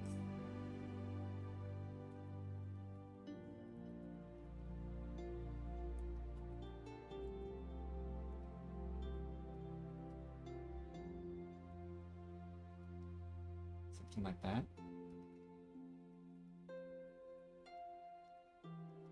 Just a big glowing portal.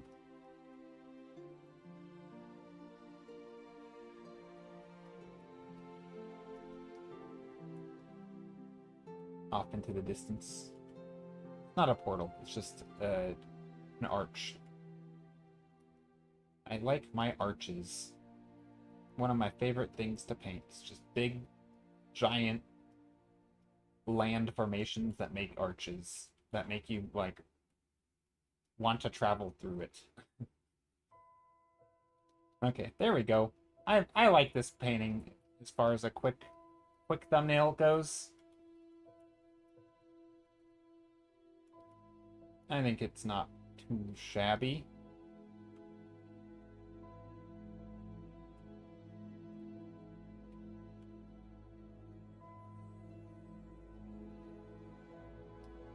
A little bit of light here, and here, here, here. Okay, we've probably spent almost twice as long now. And we'll go like that. There. I think that's a good painting for next stream. If we work on this one, we'll see. We might end up working on this one next stream. But there's the thumbnail from today's 5-minute thumbnail redeem. I'm happy with it. All things considered. It's very blobby. But I think it can... From here, I feel like if I were to continue... These were 15 minutes. It was more like... We started with 5, and then yeah. It was more like 10. It took me a while to... Anyway. But if I wanted, right, we could continue it by using this as like a base, and we could start, you know, sculpting it into something different. And so we could totally change it if we wanted. We could change the theme, change the subject matter, change anything, right? Maybe keep the colors, or keep the subject and change the colors. But yeah. Anyway, that's a good note to end the stream on. This is what we did today. This is what we did last stream. Let me show you. Last stream's was also a one-day stream painting, which is mostly what I do on stream. But I liked it. I like these because I've been recording the time-lapse, and I'm gonna do, yeah. Having them all together is nice. Interesting colors. Yeah, today's were interesting colors. That super bright blue.